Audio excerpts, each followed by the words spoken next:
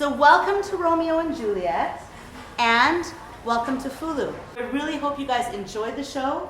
Have fun, and I'll see you on the interval.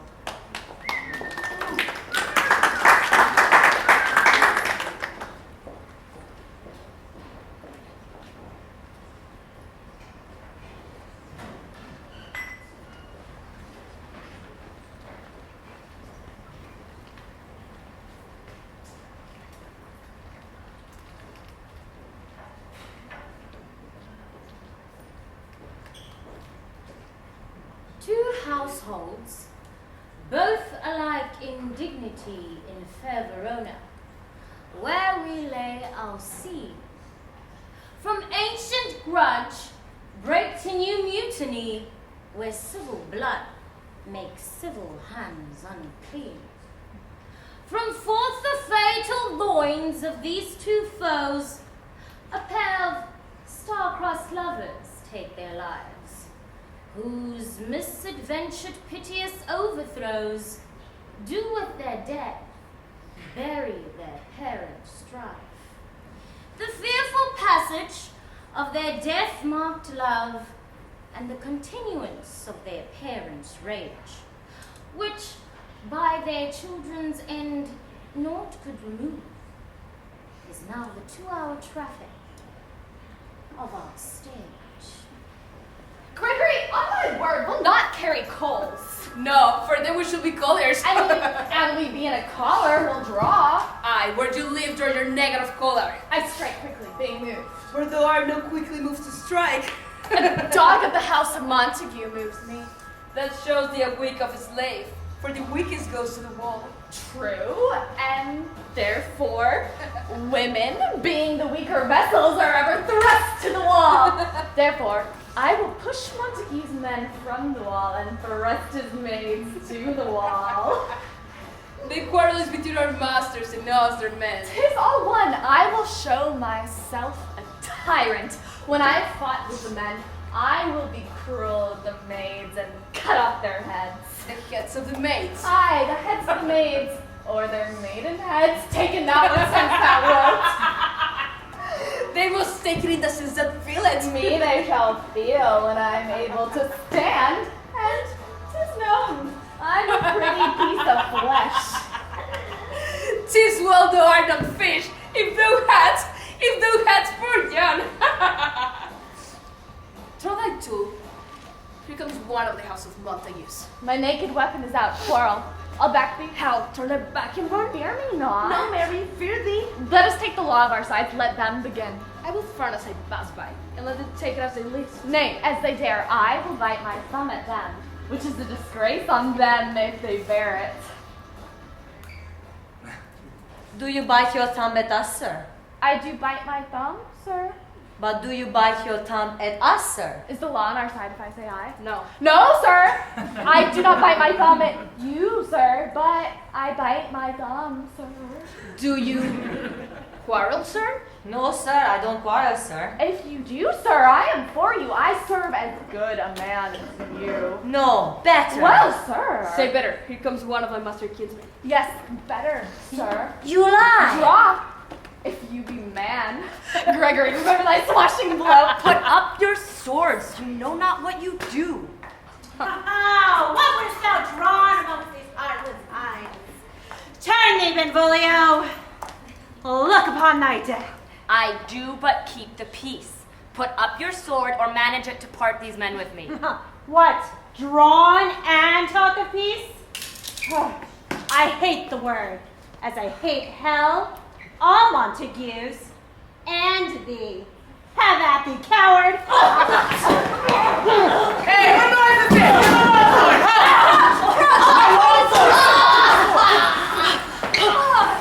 Incalculate, hold me not. Let me go. Thou shalt not stir. Rebellious subjects! Enemies to peace! Profaners of this neighbor-stained steel! Will they not hear? What? Ho, you men, you beast! That quench the fire of your pernicious rage, on pain of torture from your bloody hands, with purple fountains issuing from your veins, Throw your mistempered weapons to the ground and hear the sentence of your moved prince. 3 civil brawls, bred of an airy word, by the old Capulet and Montague have thrice disturbed the quiet of our streets, and made Verona's ancient citizens, caused by their grave beseeming ornaments, to wield old partisans with hands as old cankered with peace, to purge your cankered hate. If ever you disturb our streets again, your lives will pay the forfeit for that peace.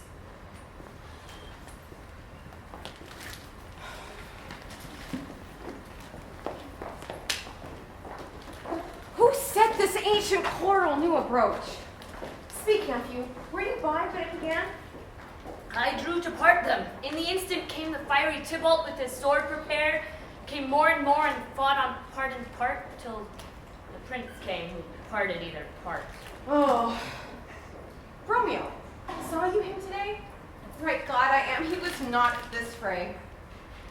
Madame, an hour before the worship sun peered forth the golden window of the east, troubled mind drave me to walk abroad, where, underneath the grove of sycamore that westward rooteth on the city side, so early walking did I see your son.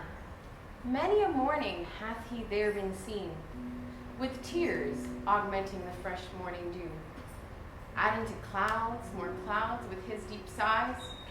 But also soon as the all-cheering sun should in the furthest east begin to draw the shady curtains from Aurora's bed, away from light steals home my heavy son, and private in his chamber pens himself, shuts up his windows, locks far daylight out, and makes himself an artificial night. Black and portentous must his humor prove, unless good counsel may the cause remove.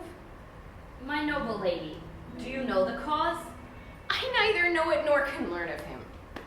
Have you importuned him by any means?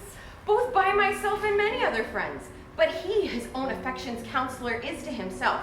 I will not say how true, but to himself so secret and so close, so far from sounding and discovery, as is the bud bit with an envious worm, ere he could spread his sweet leaves to the air, or dedicate his beauty to the sun. Could we but learn from whence his sorrows grow, we would as willingly give cure as no. See where he comes. So please you step aside. I'll know his grievance or be much denied.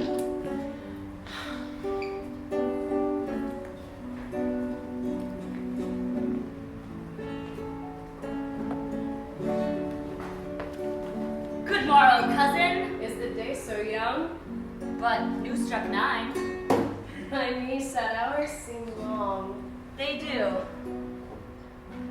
What sadness lightens Romeo's hours? Not having that which having makes them short. In love? Out. Of love? Out of her favor, where I am in love. Alas, that love so gentle in his view should be so rough and tyrannous in truth. Alas, that love whose view is muffled still should without eyes see pathways to his will. Where shall we dine?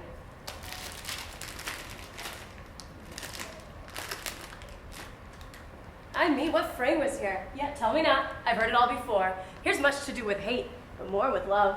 Why then, oh brawling love, oh loving hate, oh anything of nothing, first create. Heavy lightness, serious vanity, misshapen chaos of well-seeming form, feather of lead, bright smoke, cold fire, sick health, still waking sleep. This is not what it is. This love feel I that feel no love in this. Now shall I not laugh? No, cuz. I rather weep. Good heart at what? At thy good heart's oppression. Why such is love's transgression? Griefs of mine own lie heavy in thy breast, which thou would propagate to have pressed with more of thine. This love that thou hast shown doth add more grief to too much of mine own. Farewell, my cuz. Stop. I will go along, and if you leave me so, you do me wrong. Tut! I have lost myself. I am not here. This is not Romeo. He's some other where.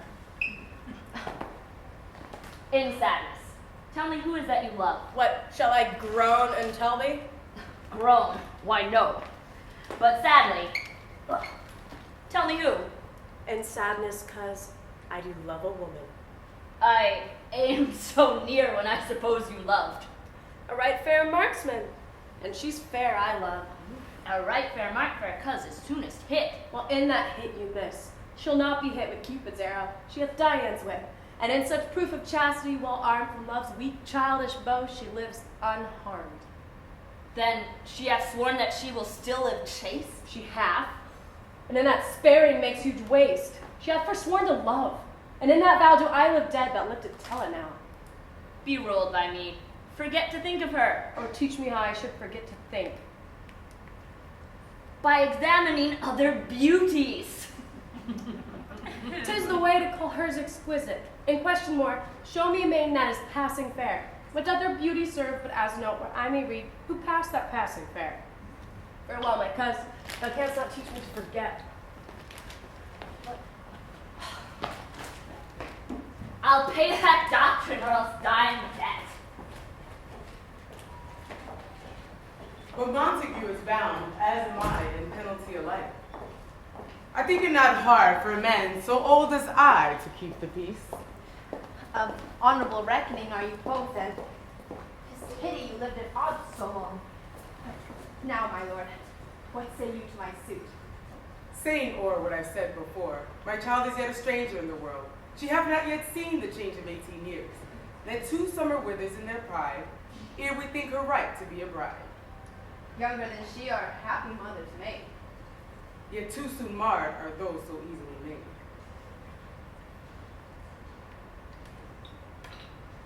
The earth hath swallowed my hopes, yet she the hopeful lady of my earth. But woo her, gentle Paris, get her heart. My will to her consent is but a part, and she agrees within her scope of choice, lies my consent and fair according voice. Tonight I hold an old accustomed feast, whereto I've invited many I love, and you amongst my store. One more, most welcome, makes my dilemma.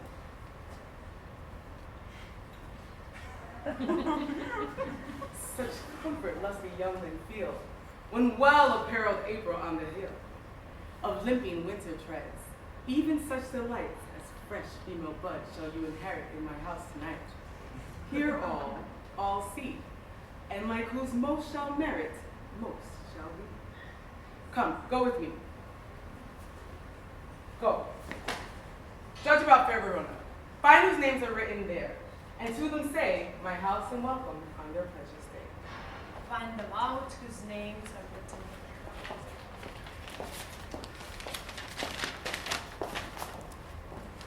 I'm sent to find those persons whose names are written here, but I will never know if the writing person has spirit.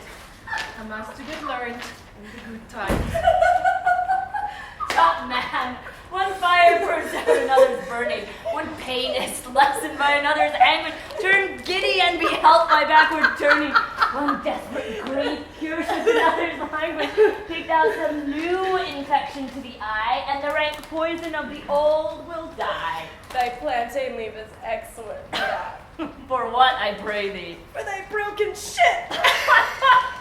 Why, Romeo, art thou mad? Not mad, but bound more than a madman is. Kept in prison, kept without food, whipped, tormented. God in good woman. I pray, sir, can you read? I, mine own fortune and my misery. Perhaps I learned it without a book, but I pray, sir, can you read anything you see? I, if I know the letters and the language. Yeah, say honestly. That's hilarious. Say, madam, I can read. Signor Martino and his wife and daughters, County Ansley and his beauteous sisters, the lady widow of Utrevio, Signor Platentio and his lovely nieces.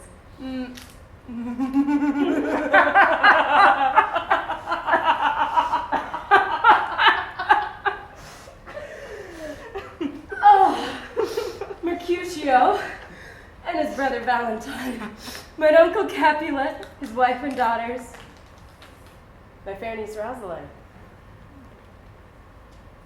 Livia, Signor Valentino and his cousin Tybalt, Lucio, and the lively Helena. A fair assembly. Whither should they come? Up Whither? To supper? To supper to our house, Whose house? my master's. Indeed, I should have asked you that before. I'll tell you without asking. My master is the great rich Capulet. And if he be not one of the house of Montagues, I pray you come and crush a glass of wine. Rest Mary. At this same ancient feast of Capulet sups the fair Rosaline whom thou so lovest. Go thither, and with unattainted eye compare her face with some that I shall show, and I will make thee think thy swan a crow. One fairer than my love? Ye all-seeing sun ne'er saw her match since first the world begun. Tut, you thought her fair, none else being by, herself poised with herself in either eye. But in that crystal scales that there be weighed your lady's love against some other maid that I shall show thee shining at the feast, and she will scant show well that now shows best. I'll go along, no such sight to be shown, but to rejoice in splendor of mine own.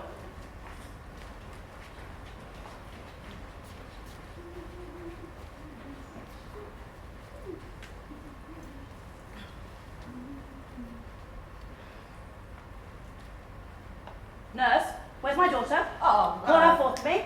God forbid. Where is that girl? What, Juliet? Oh, now who calls?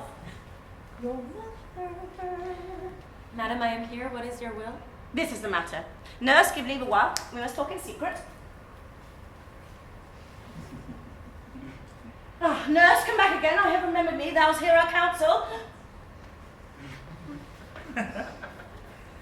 Thou knows my daughter's of a pretty age. Oh, faith, I could tell her age into an hour. She's not 18. I'll lay 18 of my teeth into my teeth be it spoken, I have but 4. Oh, she is not 18. How long till Lammastide? A fortnight and odd days. Even or odd, all the days of the year come Lammas Eve at night shall she be 18. Oh, Susan and she. Oh, God rest all Christian souls of an age. But Susan is with God. She was too good for me. But, as I said, come Lammas Eve at night shall she be 18. Ha ha, that shall she. Mary, I remember it well. It is since now the earthquake 14 years, for then she could stand alone. Nay, by the rood she could have run and walked all about. For even the day before she broke her brow, and my husband, God be with his soul, was a merry man, took up the child. Yea, quoth he, dost thou fall upon thy face? Thou wilt fall backward when thou hast more weight. Wilt thou not do? By my holiday, the pretty wretch was crying and said, ooh, I never should forget it. I Lord, to see how a jest shall come about. Wilt thou not do? And the pretty maid stood in and said, Enough of this, I pray thee, all like this. Oh, yes.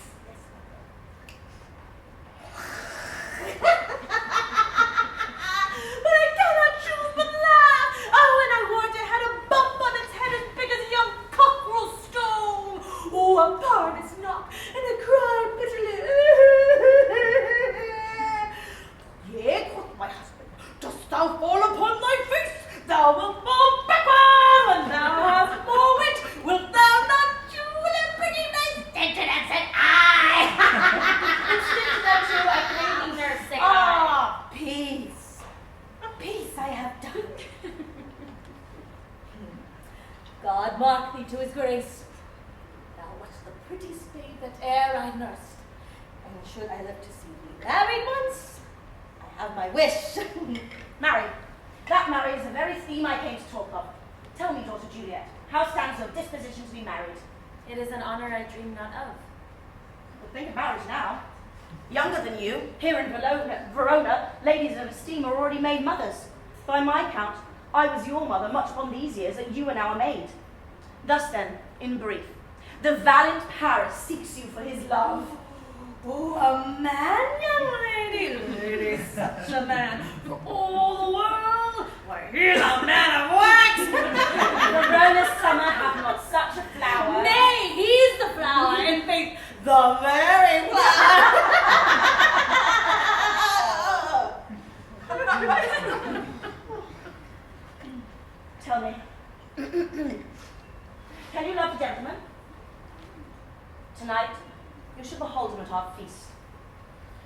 Look o'er the volume of young Paris's face, and find delight writ there with beauty's pen.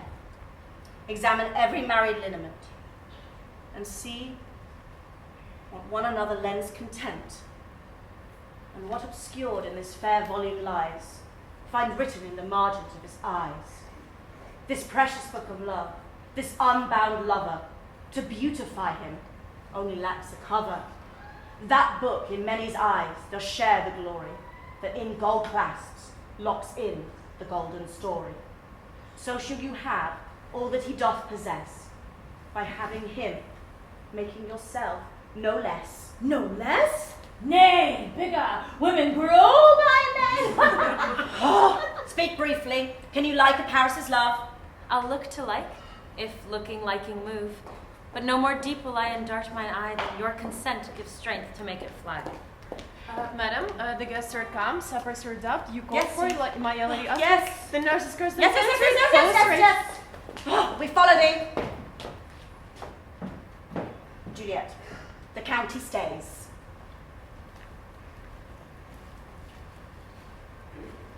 Go, girl. Seek happy nights to happy days.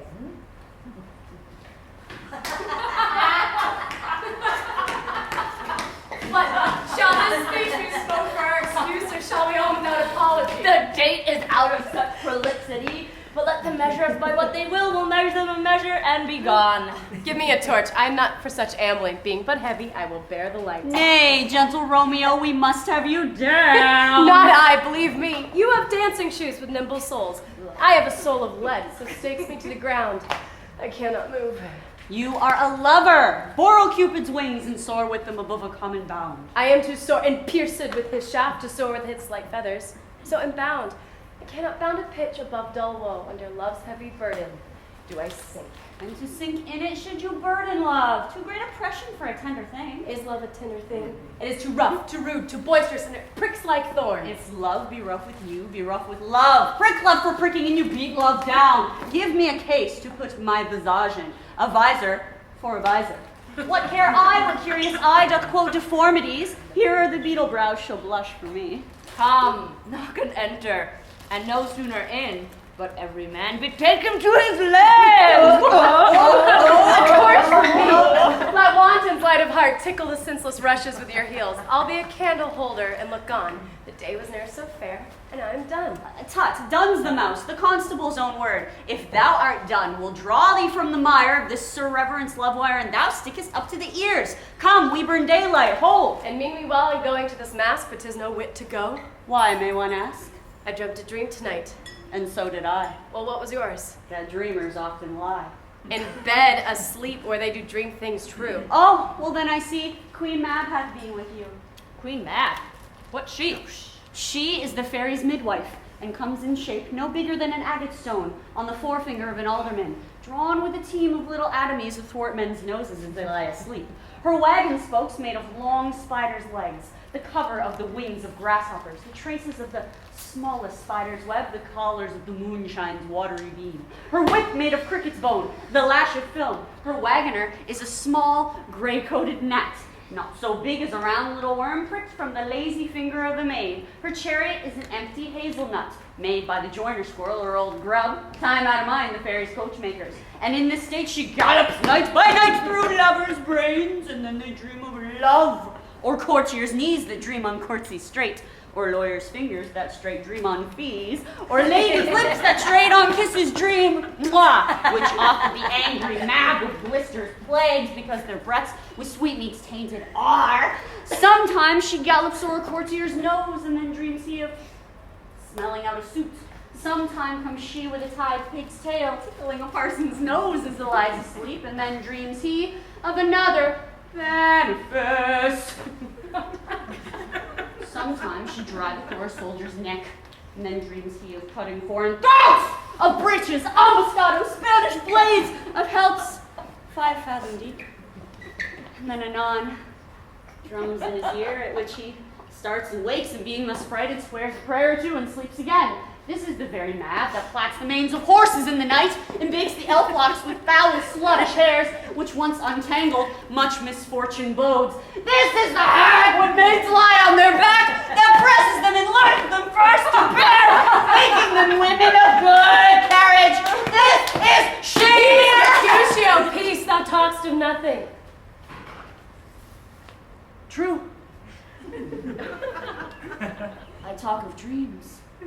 which are the children of an idle brain, begot of nothing but vain fantasy, which is as thin as substance, as the air.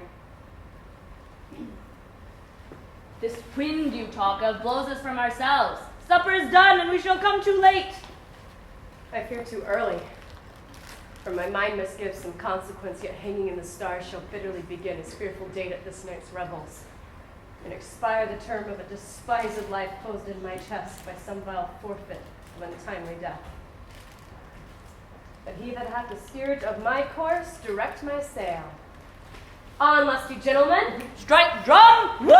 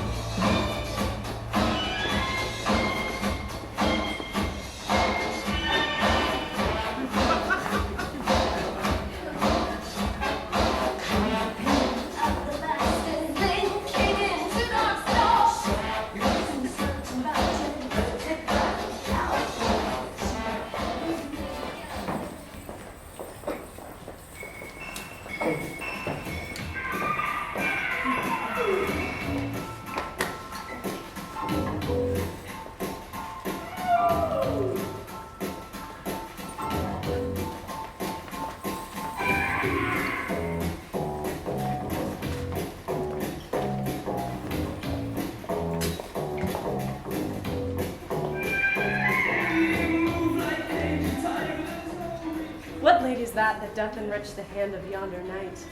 I know not, sir. Or she doth teach the torches to burn bright. It seems she hangs upon the cheek of night. Did my heart love till now? Forswear its sight, for ne'er I saw true beauty till this night. This, by his voice, should be a Montague. Fetch me my rapier, boy. What dare the slave come hither, covered in its antic face, to fleer and scorn at our solemnity? Now, by the stock and honor of my kin, I will strike him dead. I hold it not a sin. Why how not, my kinsman? Wherefore storms you so? Uncle, 'tis a Montague, our foe, a villain that is hither come in spite to scorn at our solemnity tonight. Young Romeo, is it? 'Tis he, villain Romeo. 10 feet, gentle cuz. Let him be.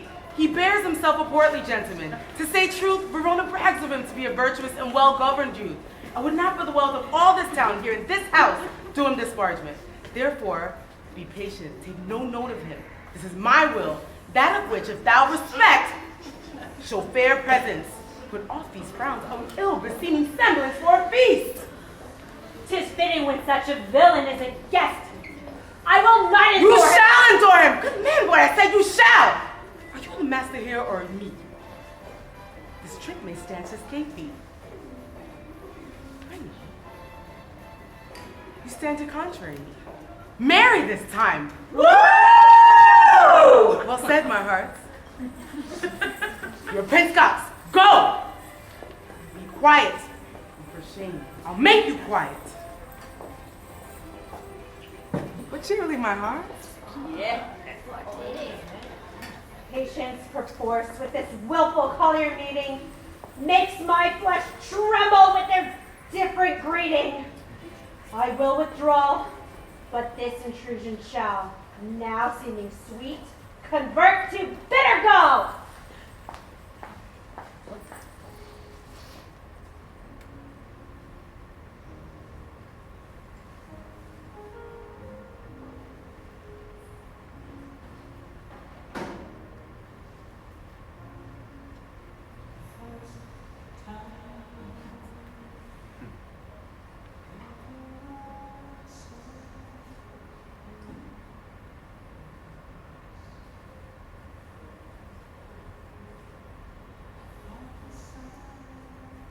If I profane with my unworthiest hand this holy shrine, the gentle sin is this. My lips, two blushing pilgrims ready stand to smooth that rough touch with a tender kiss. Good pilgrim, you do wrong your hand too much. which mannerly devotion shows in this. For saints have hands that pilgrims' hands do touch, and palm to palm is holy palmer's kiss. Have not saints lips, and holy palmers too? Aye, pilgrim, lips that they must use in prayer. Why then, dear saint, let lips do what hands do. They pray grant thou. Saints Lest do faith not move, though grant for prayer's sake. Then move not, while my prayer's effect I take. Thus from my lips by thine my sin is purged. Then have my lips the sin that they have took. Sin from my lips. Oh, trespass sweetly urged, give me my sin again. You kissed by the book. Madam! Your mother craves a word with you. What is her mother? Mary Bachelor. Her mother is the lady of the house. A good woman, wise, virtuous. I nursed her daughter, the one you talked withal. He that shall lay hands on her shall have jinx. Is she a Capulet? Oh, dear account, my life is my foe's debt. Away, be gone. Sport is at its best. Aye, so I fear the moor's my unrest. Nurse, come hither. Who's he that goes there that would not dance? Oh, I know not. Well, go ask his name. If he be married, my grave is like to be my wedding bed. His name is Romeo, and a Montague, the only son of your greatest enemy.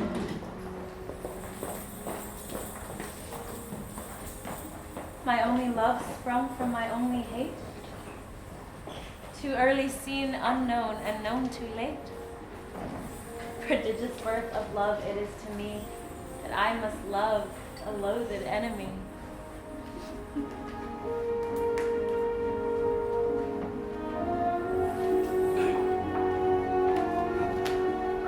Can I go forward when my heart is here?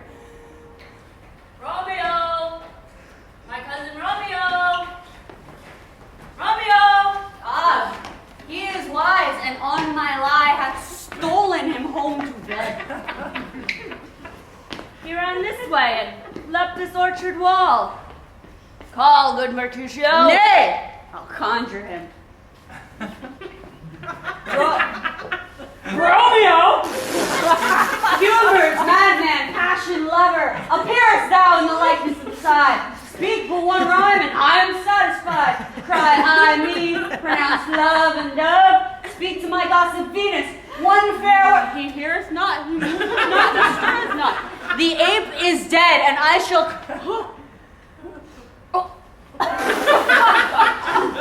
Oh, I conjure thee, by Rosaline's bright eye, by her high forehead and her scarlet lip, by her fine foot, straight leg, and quivering thigh, and in the demesnes that their adjacent lie. That is thy likeness thou appear to us. He had hid himself among the trees to be consorted with the humorous night. Blind is his love and best befits the dark. Does love be blind? Love cannot hit the mark. Shall we go? Go, then, for 'tis in vain to seek him here that means not to be found.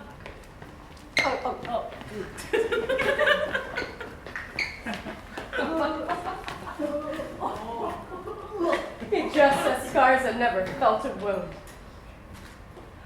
But soft. What light through yonder window breaks?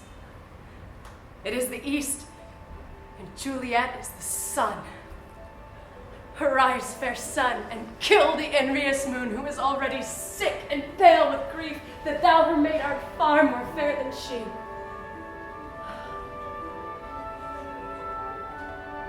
It is my ring.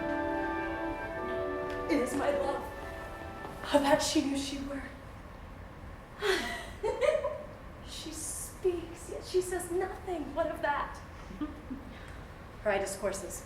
I will answer it. I am too bold. 'Tis not to me she speaks. Two of the fairest stars in all the heaven having some business to entreat her eyes to twinkle in their spheres till they return. See how she leans her cheek upon her hand. Oh, that I were a glove upon that hand, that I might touch that cheek. I mean. She speaks. Oh, speak again, bright angel, for thou art as glorious to this night being on my head as is a winged messenger of heaven. Oh, Romeo. Romeo, wherefore art thou, Romeo? Deny thy father, and refuse thy name. Or if thou wilt not, be but sworn my love, and I'll no longer be a Capulet. Shall I hear more? Shall I speak of this? 'Tis but thy name that is my enemy. Thou art thyself, though not a Montague. What's Montague? It is nor hand, nor foot, nor arm, nor face, nor any other part belonging to a man. Be some other name. What's in a name? That which we call a rose by any other word would smell as sweet. And so Romeo would, were he not Romeo called, retain that dear perfection which he owes without that title. Romeo, doff thy name, and for thy name which is no part of thee, take all myself. I take thee at thy word. Call me but love, and I'll be new baptized. Henceforth I never will be Romeo. What man art thou that thus screened in night so stumblest on my counsel? By a name? I know not how to tell thee who I am, dear saint. My name is hateful to myself because it is an enemy to thee. Had I it written, I would tear the word. My ears have not yet drunk 100 words of thy tongue's uttering, and yet I know the sound. Art thou not Romeo, and a Montague? Neither, dear saint, if either thee dislike. How camest thou hither? Tell me, and wherefore? The orchard walls are high and hard to climb, and the place death, considering who thou art, if any of my kinsmen find thee here. By love's light wings did I o'erperch these orchard walls, for stony limits cannot hold love out. And what love can do, that dares love attempt. Therefore thy kinsmen are no let to me. If they see thee, they will murder thee. Alack, there lies more peril in thine eyes than 20 of their swords. But thou but sweet, and I am proof against their enmity. I would not for the world they saw thee here. But that thou love me, let them find me here. My life were better ended by their hate than death prorogate wanting of thy love. By whose direction foundst thou out this place? By love, who first did prompt me to inquire. He lent me counsel, and I lent him eyes. Thou knowest the mask of night is on my face, else would a maiden's blush bepaint my cheek for that which thou hast heard me speak tonight. Fain would I dwell on form, fain deny what I have spoke, but farewell, compliment. Dost thou love me? I know thou wilt say aye, and I will take thee at thy word. Yet if thou swearest, thou mayst prove false. At lovers' perjuries they say Jove laughs. Gentle Romeo, if thou dost love, pronounce it faithfully. Or if thou thinks I'm too quickly won, I'll frown and be perverse and say thee, nay. So thou wilt woo, else not for the world. In truth, fair Montague, I am too fond, and therefore thou mayst think my havior light. But trust me, gentlemen, I'll prove more true than those that have more coying to be strange. I should have been more strange, I must confess. That thou overheardst ere I was ware my true love passion. Therefore pardon me, and not impute this yielding to light love, which the dark night hath so discovered. Lady, by yonder blessed moon, I swear that tips with silver all these fruit Swear not by the moon, the inconstant moon that monthly changes in her circled orb, lest that thy love prove likewise variable. What shall I swear by? Do not swear at all. Or if thou wilt, swear by thy gracious self, which is the god of my idolatry, and I'll believe thee. If my heart's dear Well, do love- not swear. Although I joy in thee, I have no joy of this contract tonight. It is too rash, too unadvised, too sudden, too like the lightning, which doth cease to be ere one can say it lightens. Sweet, good night. This bud of love by summer's ripening breath may prove a beauteous flower when next we meet. Good night, good night. As sweet repose and rest come to thy heart as that within my breath. Oh, wilt thou leave me so unsatisfied? What satisfaction canst thou have tonight? The exchange of thy love's faithful vow for mine. I gave thee mine before thou didst request it, and yet I would it were to give again. Wouldst thou remove it? For what purpose, love? But to be frank and give it thee again. My bounty is as boundless as the sea, my love as deep. The more I give to thee, the more I have, for both are infinite. Juliet! I hear some noise within. Dear love, adieu. Anon, good nurse! Sweet Montague, stay a little. I will come again. Oh, blessed, blessed night. I am afeard. Being a knight, all this is but a dream. Too flattering sweet to be substantial. 3 words, dear Romeo. And good night, indeed. If that thy bent of love be honorable, thy purpose marriage, send me word tomorrow by one that I'll procure to come to thee, where and what time thou wilt perform the rite, and all my fortunes at thy foot I'll lay, and follow thee, my lord, throughout the world. Madam! By and by I come! But if thou meanest not well, I do beseech thee. Anon, I come! To cease thy strife and leave me to my grief. Tomorrow will I send. So thrive my soul. 1,000 times good night. 1,000 times to what thy light. Love goes toward love like schoolboys from their books, but love from love towards school with heavy looks. Romeo? For a falconer's voice to lure this tassel gentle back again. Bondage is force and may not speak aloud, else would I tear the cave where echo lies, and make her airy tongue more hoarse than mine with repetition of my Romeo's name. It is my soul that calls upon my name. Oh, how silver sweet sunlight has taught me thy name. Oh, like softest music to its ears. Romeo, My dove, what o'clock tomorrow shall I send to thee? by the hour of 9. I will not fail. 'Tis 20 year till then. I have forgot why I did call thee back. Then let me stand here while thou dost remember it. I shall forget to have thee still stand here, remembering how I love thy company. And still I'll stay to have thee still forget, forgetting any other home but this. 'Tis almost morn, I would have thee gone, and yet no farther than a wanton's bird. I would I were thy bird. Sweet, so would I, and I would kill thee with much cherishing. Good night. Good night. Parting is such sweet sorrow that I shall say good night till it be morrow.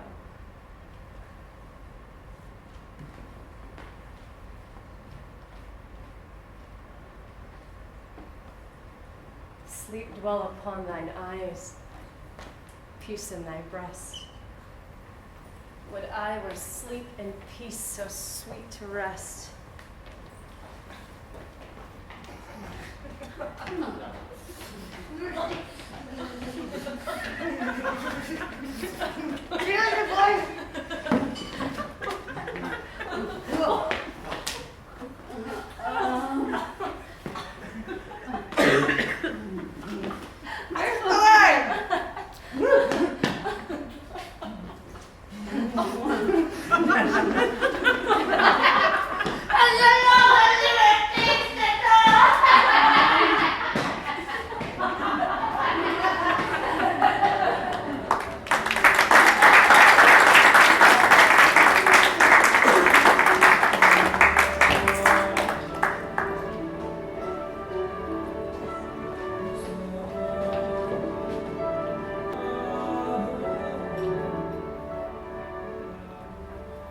Gray-eyed morn smiles in the frowning night, checkering the eastern clouds with streaks of light, and flecked darkness like drunken reels from fourth day's path and Titan's fiery wheels. The earth that's nature's mother is her tomb. What is her burying grave that is her womb? And from her womb children of diverse kind we sucking on her natural bosom find. Oh, mickle is the powerful grace that lies in herbs, plants, stones, and its true qualities. For not so vile than the earth doth live, but to the earth some special good doth give. Nor aught so good, but strained from that fair use, revolts from true birth, stumbling on abuse. Virtue itself turns vice, being misapplied, and vice sometimes by action dignified. Come on, Freya. What early time so sweet saluted me? So soon to bid good morrow to thy bed? Or if not so, here I hit it right. Our Romeo hath not been in bed tonight. The last is true. The sweeter rest was mine. God, pardon sin, what's that with Rosaline? With Rosaline, ghostly Freya, no. I forgot that name, and that name's woe. That's my good son.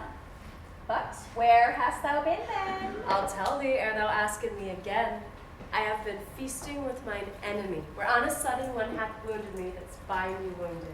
Both are remedies within thy help and holy physic lie. But this I pray, that thou consent to marry us today. Be plain, good son, and hold me in thy drift. Really confession finds but ridley shrift. Then plainly know my heart's dear love is set on the fair daughter of rich Capulet. As mine on her, so hers is set on mine, and all combined, save what thou must combine with holy marriage. When and where and how we met, we wooed and made exchange of vow. But again, this I pray, that thou consent to marry us today.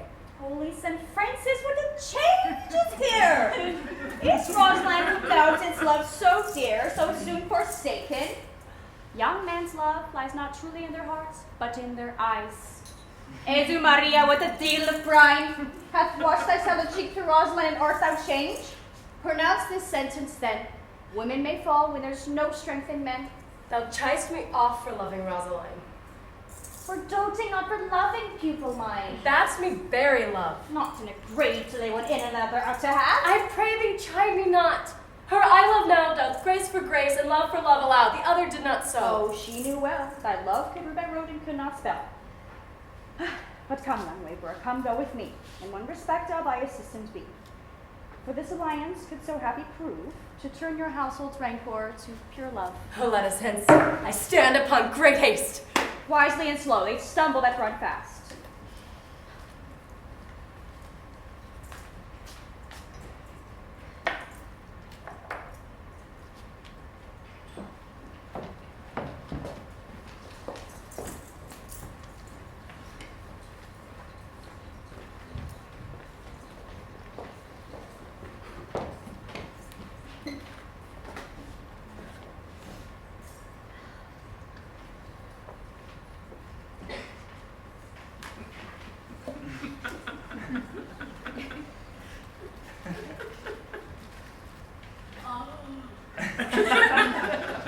Where the devil could this Romeo be? Came he not home tonight? Not to his mother's. I spoke with her man. Ah, that same pale, hard-hearted wench that Rosaline torments him so that he will sure run mad. Tybalt, a kinsman to old Capulet, hath sent a letter to his mother's house. A challenge on my life. Romeo will answer it. Any man that can write may answer a letter. Nay, he will answer the letter's master, how he dares being dare. Oh, alas, poor Romeo, he is already dead, stabbed with the white wench's black eye, shot through the ear with a love song, the very pin of his heart cleft by the blind ballboy's butt shaft. Is he a man to encounter Tybalt? Why? What is Tybalt? Ah, more than Prince of Cats, I tell you. He fights as you sing prick songs, keeps time, distance, proportion, rests me his minimum rest. 1, 2, and the third in your bosom! The immortal passato, the punto reverso, the high! The what? Oh, the pox of such antic, lisping, affecting fantasticos, these new tuner of accents. By Jesu, a very good blade, a very tall man, a very good whore! Is this not a lamentable thing, grandsire, that we should be thus afflicted by these fashion mongers, these predominates, these strange flies who stand so much on the old form that they cannot at ease on the old bench? Oh, their bones! Their bones! Here comes Romeo! Here comes Romeo! Oh, without his roe like a dried herring. Flesh, how art thou fishified? Bonjour, Signor Romeo. Bonjour. Mwah! There's a French salutation for your French slop. You gave us the counterfeit fairly last night. Good morrow to you both. What counterfeit did I give you? The slip, sir, the slip. Can you not conceive? Pardon, good Mercutio. My business was great, and in such a case as mine, a man may strain courtesy. That is as much to say, such a case as yours constrains a man to bow in the hands. Which is to curtsy. Oh, thou hast most kindly hit it. A courteous exposition. Nay, I am the very pink of courtesy. Pink for flower? Right. Why then is my pump well flowered? Oh, well said. Follow me this jest till thou hast worn out thy pump, that when the single soul of it is worn, the jest may remain after the wearing soul singular. A single soul jest, solely singular for the singular. Up between us, Benvolio, my wits they faint. Is this not better than groaning for love? Oh, now art thou sociable. Now art thou Romeo. Now art thou what thou art by art as well as by nature, for this driveling love is like a great natural that runs wild and up and down and hides Stop there! Thou desirest me to stop in my tale against the hair? Thou wouldst else have made thy tail large. Thou art deceived. I would have made it short, for I have come to the very depth of my tale and meant indeed to occupy the argument. No. There's the big ear. Oh, a sail, a sail. My fan. To hide her face. For her fan's the fairer face. Good ye morrow, good gentlemen. God ye good end for a gentlewoman. Or is it good end? 'Tis no less, I tell you, for the body hand of the dial is now upon the prick of noon. Upon you, what man are you? One, madam, that God did make himself to mar. By my troth, it is well said, for himself to mar, quotha. Can any of you gentlemen tell me where I may find the young Romeo? I can tell you where young Romeo is. But young Romeo will be older when you found him than when you sought him. I am the youngest of that name, for want of a worse. You say well. Yea, is the worse well? Very well took I faith. Wisely. Wisely. If you be, sir, I desire some confidence. She will indict him to some supper. Romeo, will you to your mother's? We will to dinner thither. I will follow you. Farewell, ancient lady. Farewell. Lady. I pray you, sir, with such a merchant with so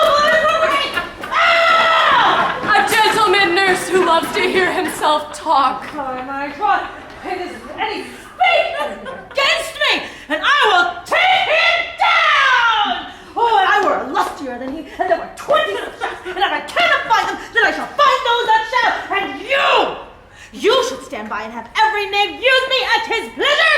Oh, no, for God, I am so vexed every part about my quarters! Starving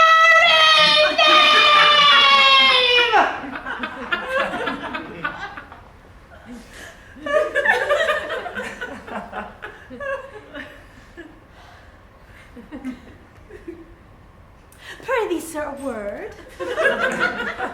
My lady bade me inquire you out. What she bade me say, I shall keep to myself. But first, let me tell ye, if you should lead her into a fool's paradise, which as they say, which is a gross kind of behavior, as they say, for the gentlewoman is young, and therefore it is an ill thing to be dealt with any gentlewoman, and a very weak dealing. I pray thee, nurse, commend me to thy lady. I do protest. Good heart and faith I shall. What wilt thou tell her, nurse? Thou dost not mark me. Lord, she will be a joyful woman. I will tell her that you do protest, which I take is a gentleman-like offer. Bid her devise some means to go to Shrift this afternoon, and there she shall, at Freya Lawrence's cell, be shrived and married. Here's for thy pains.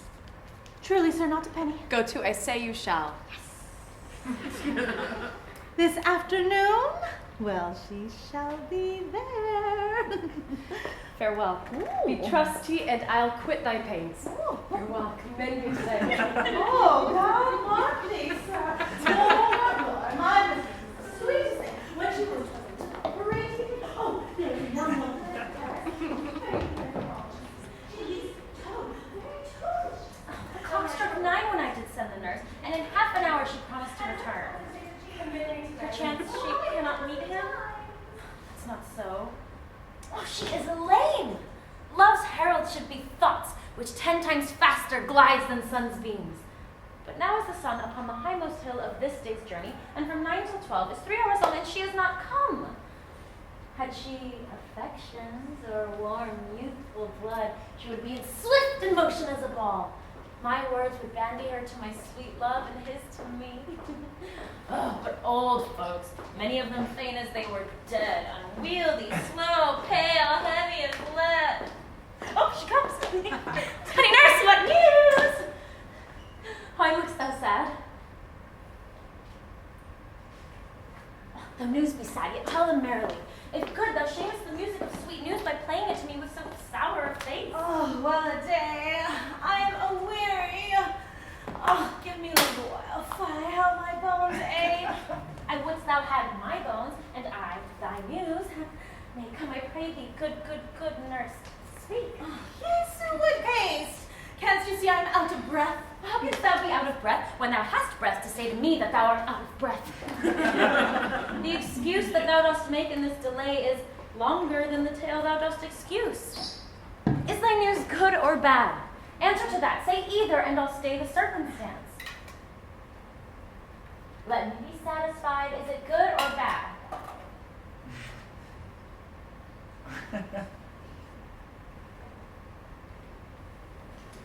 Well.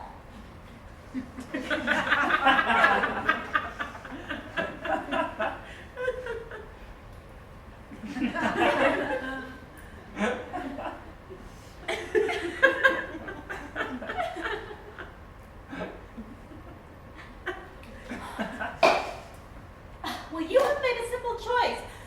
You know not how to choose a man. Now, Romeo. No, Romeo. Oh, his face, he has hair. Oh, and his leg excels all men. And for a hand, and a foot, and a body, though they not be talked of, they are past compare. They're not the flower of courtesy, but I'll warn him as gentle as any lamb. Oh, go that way, one. Sure God. What, hast thou dined at home? No. But all this I did know before.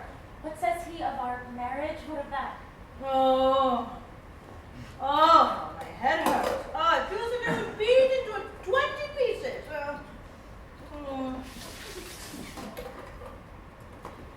Oh.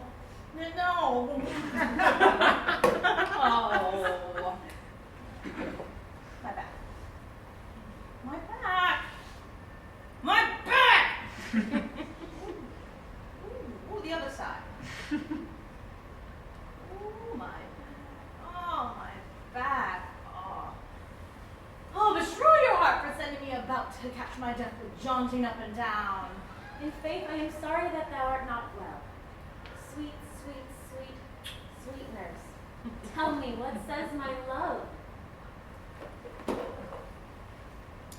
Your love says, like an honest, courteous, handsome, and virtuous.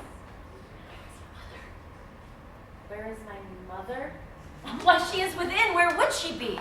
How oddly thou repliest. Your love says, like an honest gentleman, where is my mother? For God's lady dear, is this the poultice I have to ease my aching bones? For henceforward go do your messages yourself. You're such a coil. Good nurse. What says my Romeo?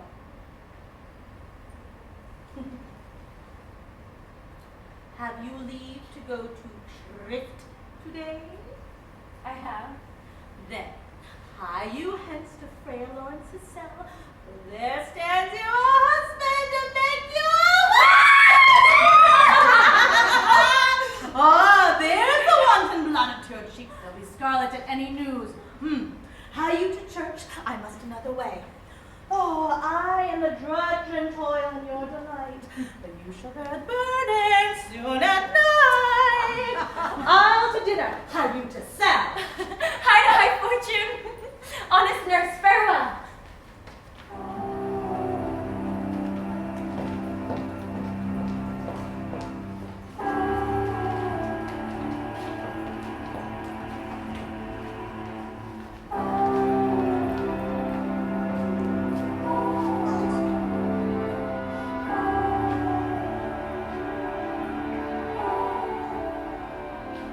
smile the heavens upon this holy act, that with sorrow chidest not.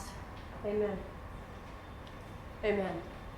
But come what sorrow can, it cannot countervail the exchange of joy that one short minute brings me in her sight. Do thou but close our hands with holy words, then love devouring death, do what he will. It is enough for me but call her mine.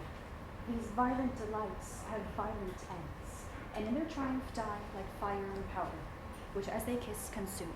The sweetest honey is loathsome in its own deliciousness. Therefore, love moderately, long walked also. Too swift arrives as tardy as too slow. Good even to my ghostly confessor. Romeo shall thank thee, daughter, for us both. As much to him, else his thanks is too much.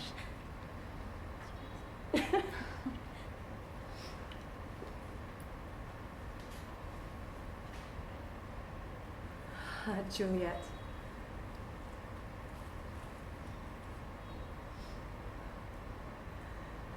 If the measure of thy joy be heaped like mine, and that thy skill be more to blazon it, then sweeten with thy breath this neighbor air, and let rich music's tongue unfold the imagined happiness that both receive in either by this dear encounter. Conceit, more rich in matter than in words, brags of his substance, not of ornament. They are but beggars that can count their worth, but my love has grown to such excess that I cannot sum up some of half my wealth.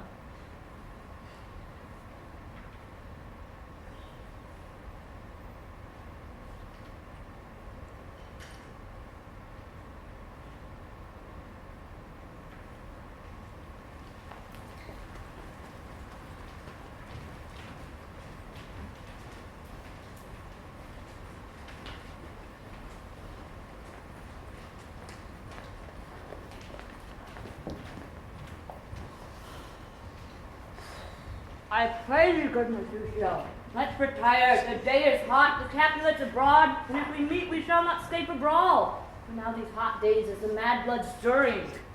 Thou art like one of those fellows that when he enters the confines of a tavern, claps me his sword upon the table and says, God send me no need of thee, and then by operation of the second cup, draws it on the drawer when indeed there is no need. Am I like such a fellow? Come, thou art as hot a jack in thy mood as any in Italy, and as soon moved to be moody, and as soon moody to be moved. And what two? Nay, there were two, but there will shortly be none, for one will kill the other. Thou wilt quarrel with a man for cracking nuts, for no other reason than that thou hast hazel eyes. And what eye but such an eye were to spot out such a quarrel? Hasn't thou quarreled with a man for coughing in the street because he has awakened thy dog that lay asleep in the sun? And yet thou wilt tutor me from quarreling. And I were so apt to quarrel as thou art, any man would buy the fee simple of my life for an hour and a quarter. Oh, the fee simple, oh, simple. By my head, here come the Capulets. Oh, by my heel, I care not. Follow me close. I will speak to them. Good den, gentlemen. A word with one of you. A word with one of us. Couple it with something. Make it a word and a blow. You'll find me apt enough for that, sir. And you will give me an occasion. Can you not take some occasion without giving? Mercutio, thou consortest with Romeo. Consorts? What? Does thou make us minstrels? And thou make minstrels of us look to hear nothing but discourse. Here's my fiddlesticks that shall have thee dance. Zounds, consort! We talk here in the public haunt of men. Either withdrawn to some private place and reason coldly of your grievances, or else depart. Here all eyes gaze on us. Men's eyes were made to look, let them gaze. I will not budge for no man's pleasure, Peace be with you, sir. Here comes my man. But I'll be hanged if he wear your livery. Marry, go before the field, he'll be your follower. Your worship in that sense may call him man. Romeo, the love I bear thee hath no better term than this. Thou art a villain. Tybalt, the love I have for thee doth much excuse the appertaining rage to such a greeting. Villain I am none. Therefore farewell. I see thou knowest me not. Boy, this does not excuse the injuries that thou hast done me. Therefore, turn and draw.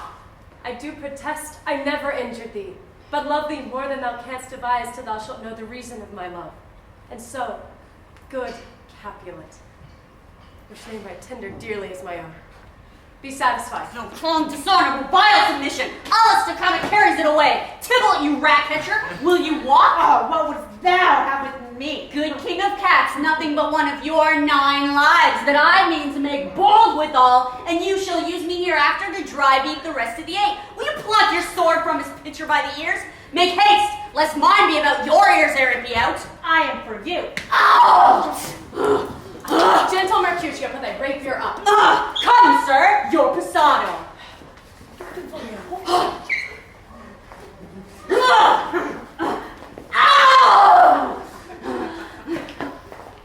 Gentlemen, for shame! Forbear this outrage. Tybalt, Mercutio, the prince expressly have forbidden bandying in Verona's streets. Hold, Tybalt. Good Mercutio!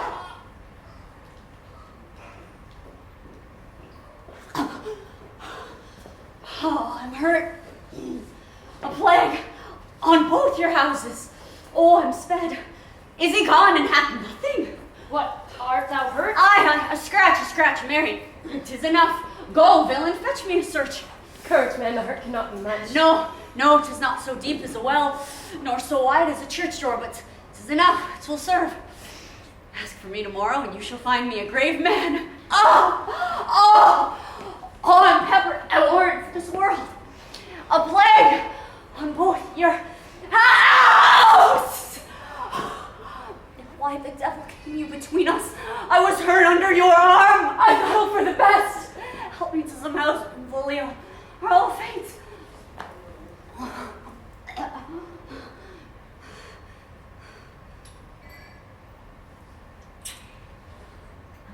The plague on both your houses. Oh, they've made worms meat of me. Oh, I'll have it. Oh, and soundly too. Oh, your house.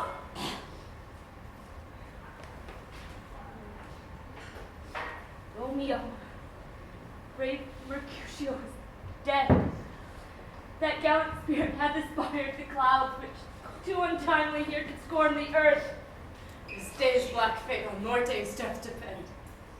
This but begins the woe others must end. Here comes the fiery Tybalt back again. Alive in triumph, and Mercutio slain. Then away to heaven, respective lenity and fire and fury be my conduct now. Now, Tybalt!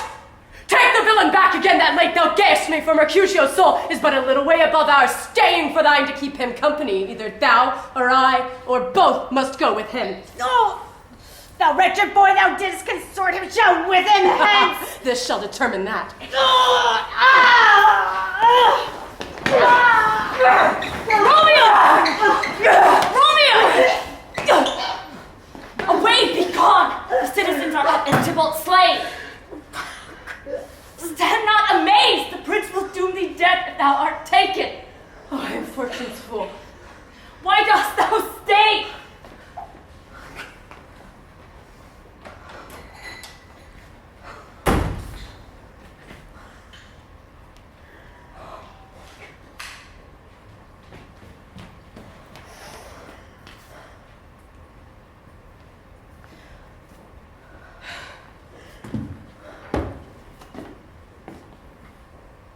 Where the foul beginners of this bloody fray? My noble prince, I can discover all, the unlucky manage of this fatal brawl. There lies the young man slain by Romeo, who slew thy kinsman, brave Mercutio. Tybalt!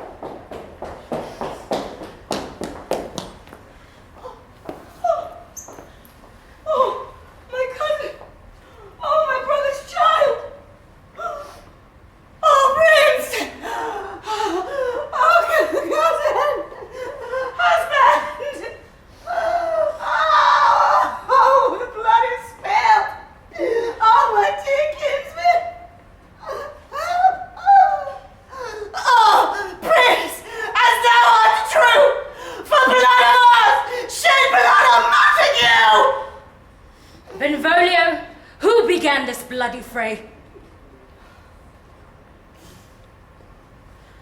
Tybalt here slain, whom Romeo's hand did slay. Romeo, who spoke him fair, bade him think how nice the quarrel was, and urged with all your high displeasure.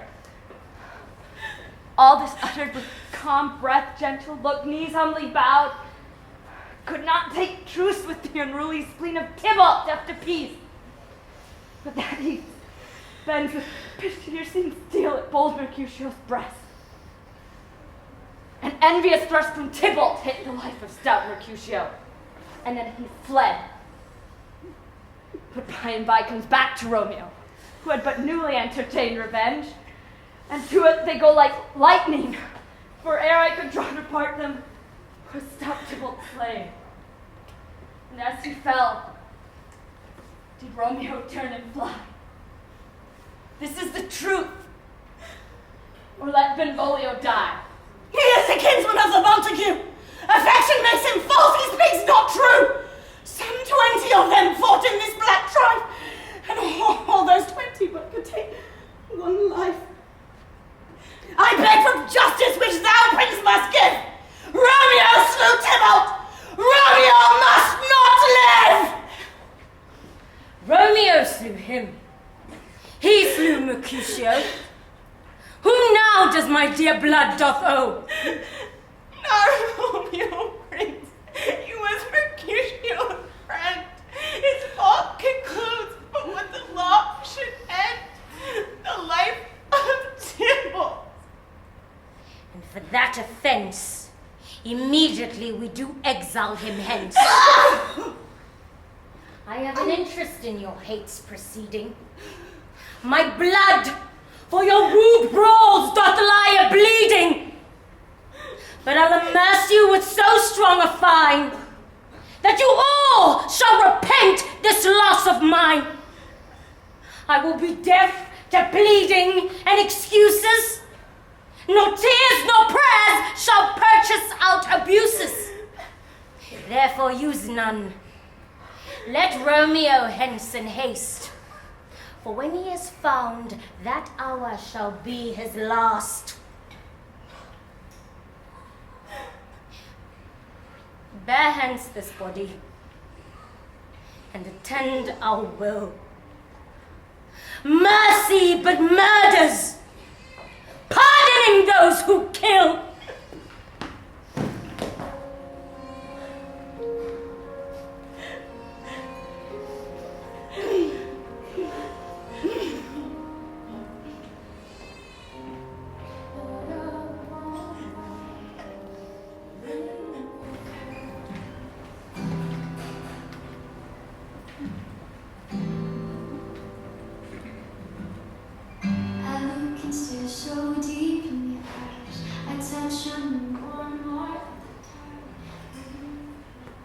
Gallop apace, you fiery-footed steeds, towards Phoebus's lodging.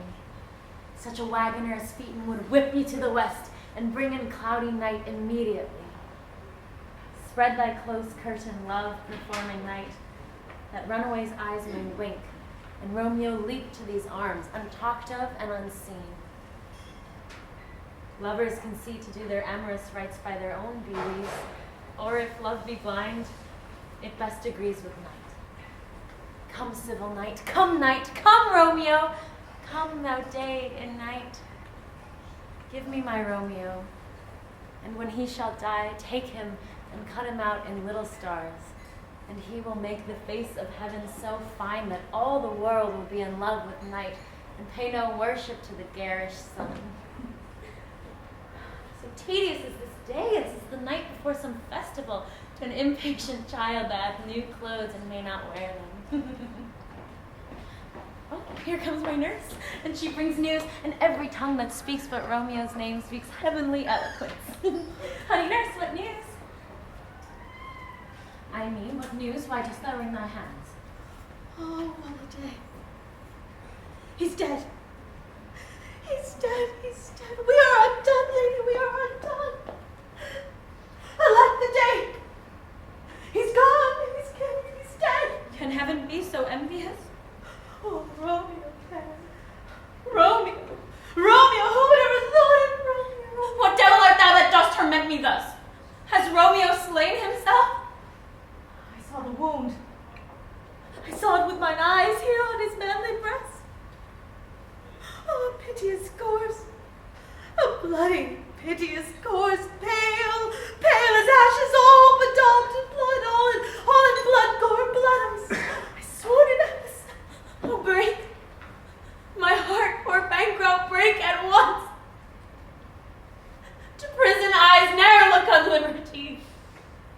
Vile earth to earth resign, end motion here, and thou and Romeo press one heavy bier. Oh, Tybalt, Tybalt, Tybalt, oh, honest, courteous gentleman, that ever I may live to see thee dead.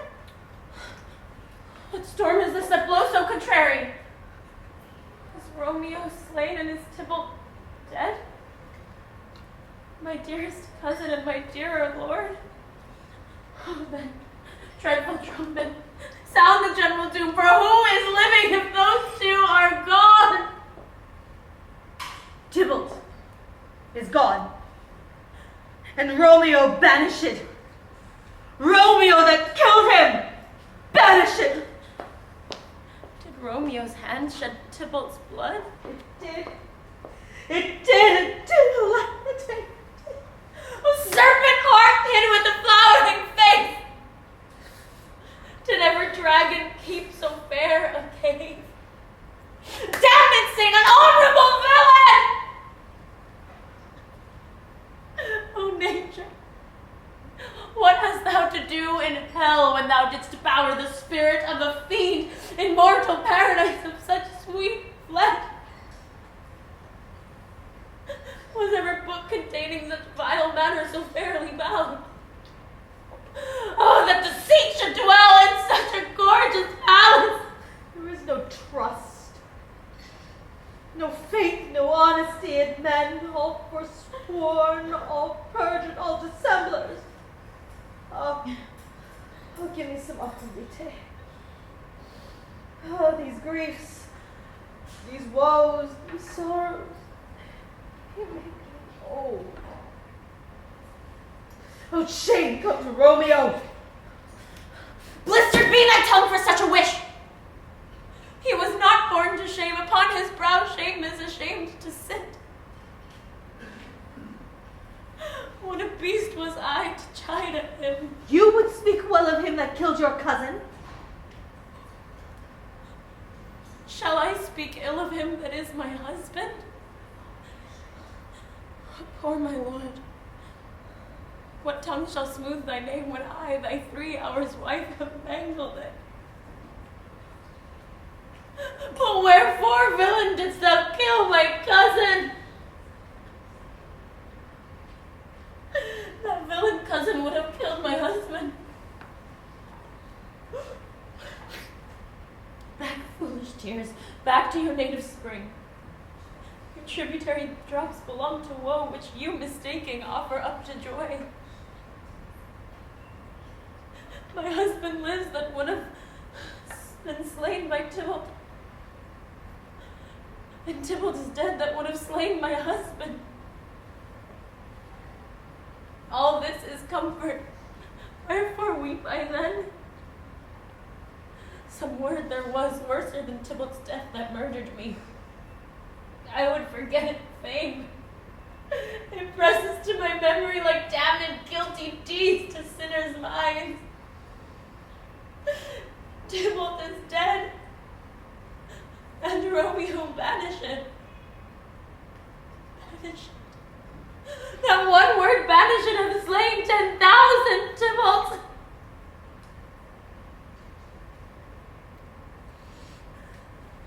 Where is my father and my mother, nurse?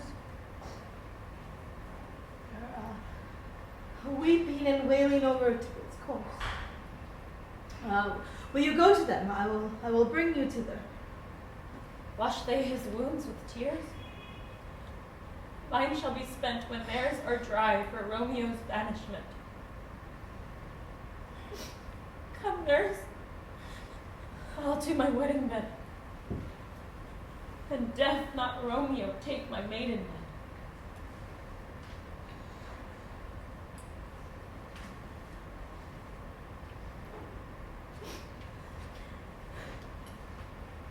Hark ye.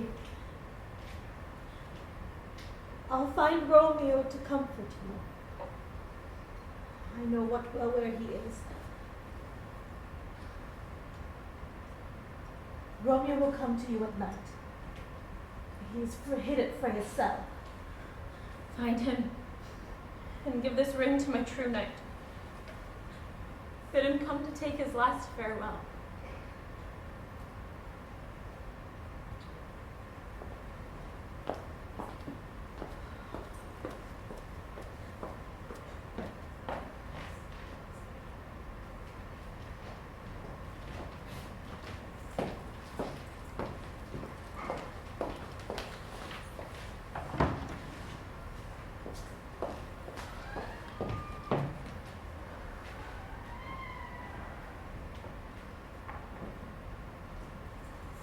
Romeo, come forth, thou fearful man. Affliction is enamored thy parts, and thou art wedded to calamity. Freya, what news? What is the prince's doom? What sorrow craves acquaintance at my hand that I know not?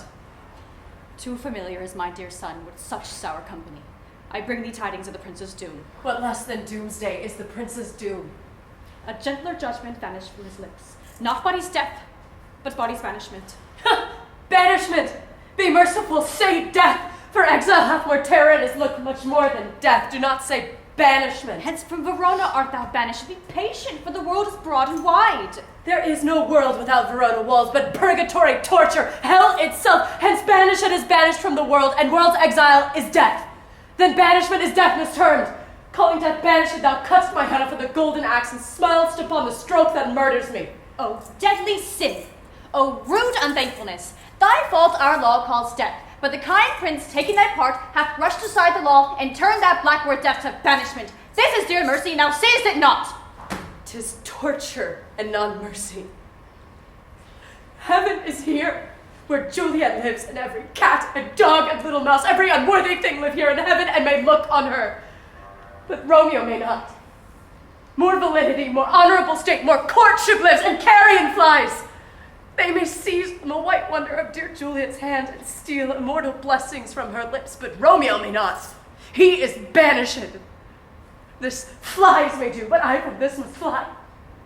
And sayest thou yet that exile is not death?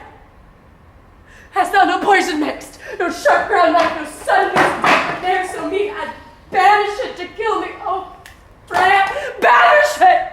The damned use that word, and hell attends it. How hast thou no heart?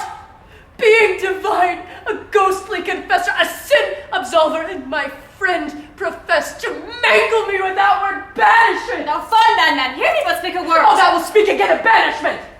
I'll give thee armor to keep off that word, adversity's sweet milk philosophy to comfort thee, though thou art banished. And yet, banish it.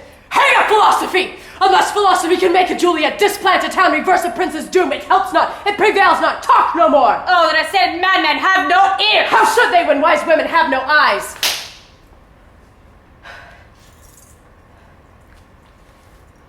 Let me dispute with thee if thy state. Thou canst not talk of that thou dost not feel. Wert thou as young as I, Juliet, thy love, an hour but married, Tybalt murdering, doting like me and like me banished, then mightst thou speak. Then mightst thou tear thy hair and fall upon the ground as I do now, taking the measure of an unmade grave.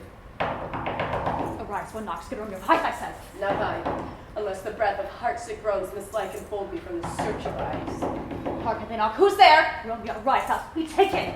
Stay a while, stand up. Run to my side. By and by, I come. God's will, what sinfulness is this? Whence come you? Who knocks so hard? What's your will? Let me enter and I'll tell you of my errand. I come from Lady Juliet. Welcome then. Oh, Lord, Holy Freya, where is my lady's lord? Where is Romeo? There on the ground, those of tears made drunk. Even so, he's just as in my lady's case, just as in her case. Oh, woeful sympathy, pity's predicament. And she stands just the same, weeping and blubbering, blubbering and weeping. Stand up! Stand up! Stand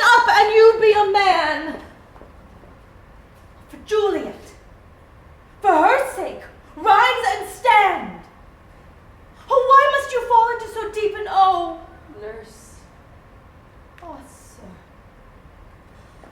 Oh, sir. Death's the end of all. Speaks thou of Juliet. Alice with her. Did not she think me an old murderer now I have stained the childhood of her joy with blood removed but little from her own? Where is she? And how doth she? And what says my concealed lady to our cancelled love? She says nothing, sir. Weeps and weeps and starts up again. And on Tybalt calls and on Romeo cries and then down falls again. As if that name shot from the deadly level of a gun did murder her as that name's cursed hand murdered her kinsman. Oh, tell me, Freya, tell me, in what part of this anatomy doth my name lodge that I may sack the hateful mansion? Hold thy desperate hand. Thou hast amazed me by my holy order. I thought that disposition better tempered. Hast thou slain Tybalt? Wilt thou slay thyself? And slay thy lady too that lives in thee by doing damned hate upon thyself? What rouse thee, man? Thy Juliet is alive. There art thou happy. Tybalt would kill thee, but thou slewest Tybalt. There art thou happy too. The law that threatens death becomes thy friend and turns us to exile. There art thou happy. Take heed, for such died miserable. Go get thee to thy love, as was decreed. Ascend her chamber, hence, and comfort her. But look thou say not past the watch be set, for then thou canst not pass to Mantua, where thou shalt live, till we can find a time to blaze your marriage, reconcile your friends, beg pardon of the prince, and call thee back with 20,000 times more joy than whence forth in lamentation. Go before nurse, commend me to thy lady, and bid her hasten all the house to bed, which heavy star makes them apt unto. Romeo is coming. Lord, Lord, I could have stayed here all night to hear such good counsel. What learning is. Now, my lord, I will tell my lady you will come to her tonight. Do so, and bid my sweet prepare to chide. Ah. My lady bade me give you this ring, sir. Oh, my comfort is much revived by this. Ah, you, make haste, for it grows late. Go hence, good night. And here stands all your state. Either be gone before the watch be set, or by the break of day disguised for hence. Sojourn in Mantua, I'll find out your man, and you signify from time to time if your good hap to you that chances here. Give me thy hand. 'Tis Louisa. Farewell. Good night. But that a joy past joy calls out on me. It were a grief so brief to part with thee.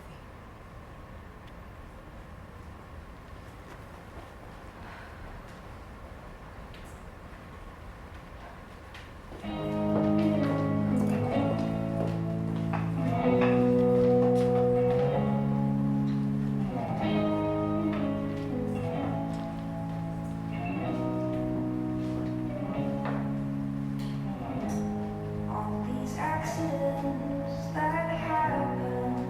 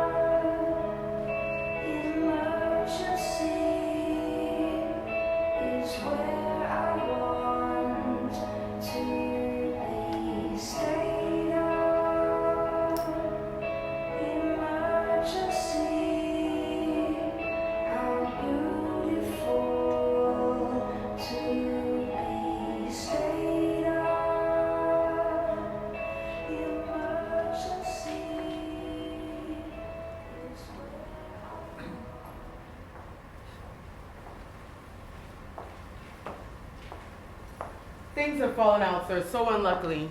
We have not had time to move our daughter. Look you. She loved her kinsman Tybalt dearly. And so did I. But we're all born to die. 'Tis very late. She will not be coming down tonight. These times of woe afford no time to woo. Madame, good night. Commend me to your daughter. I will.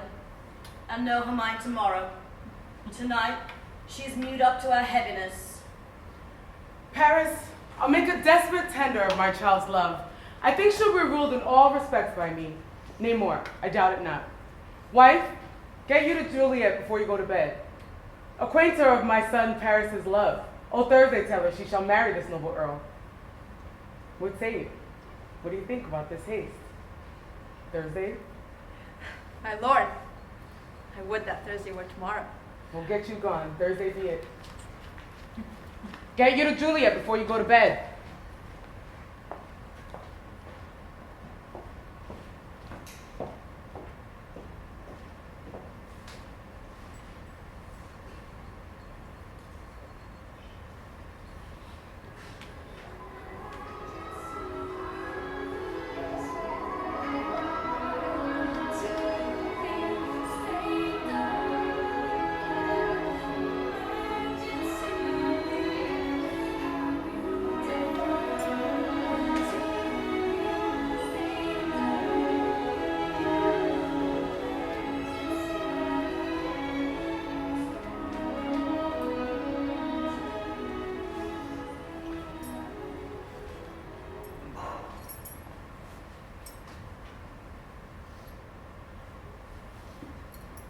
Wilt thou be gone? It is not yet near day. It was the nightingale and not the lark that pierced the fearful hollow of thine ear. Nightly she sings on yon pomegranate tree. Believe me, love, it was the nightingale. It was the lark, the herald of the morn, no nightingale. Look, love, what severing clouds do lace the yonder east. Its candles are burnt out, and jocund day stands tiptoe in the misty mountain tops. I must be gone and live, or stay and die. Yon light is not daylight, I know it. It is some meteor that the sun exhaled, to be to thee this night a torchbearer, and light thee on thy way to Mantua. Therefore stay yet, thou needst not to be gone. Let me be taken! Let me be put to death. I am content as thou wilt have it so. I have more care to stay than will to go. Come, death, and welcome. Julia wills it so. I wish my soul its talk. It is not day. It is. Hie hence, be gone, away. It is the lark that sings so out of tune, straining harsh discords and unpleasing sharps. Some say the lark makes sweet division. This doth not so, for she divideth us. Now be gone. More light and light it grows. More light and light, more dark and dark our lives. Madam! Nurse, your lady mother is coming to your chamber. The day is broke. Be wary, look about. Then window, let day in and let life out. Farewell. Farewell, one kiss and I'll descend.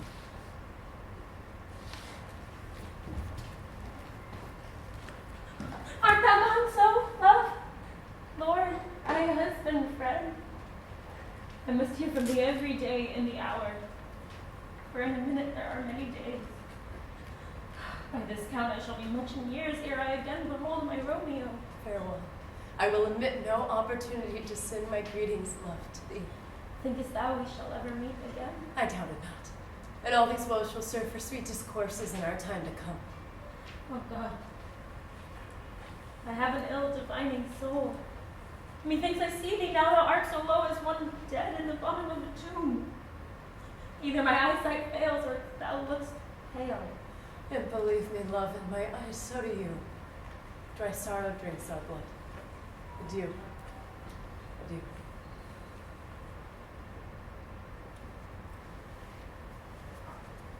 Oh, fortune, all men call thee fickle. But if thou art fickle, what dost thou in him that is renowned for faith? Be fickle, Fortune, for then I hope thou wilt not keep him long, but send him back. Oh, daughter, are you up? Who is it that calls? It is my lady mother. Is she not down so late or up so early? What unaccustomed cause procures her hither? Why, how now, Juliet? Madam, I am not well. Evermore weeping for your cousin's death. What? Wilt thou wash him from his grave with tears? And if thou couldst not make him live. Therefore, have done.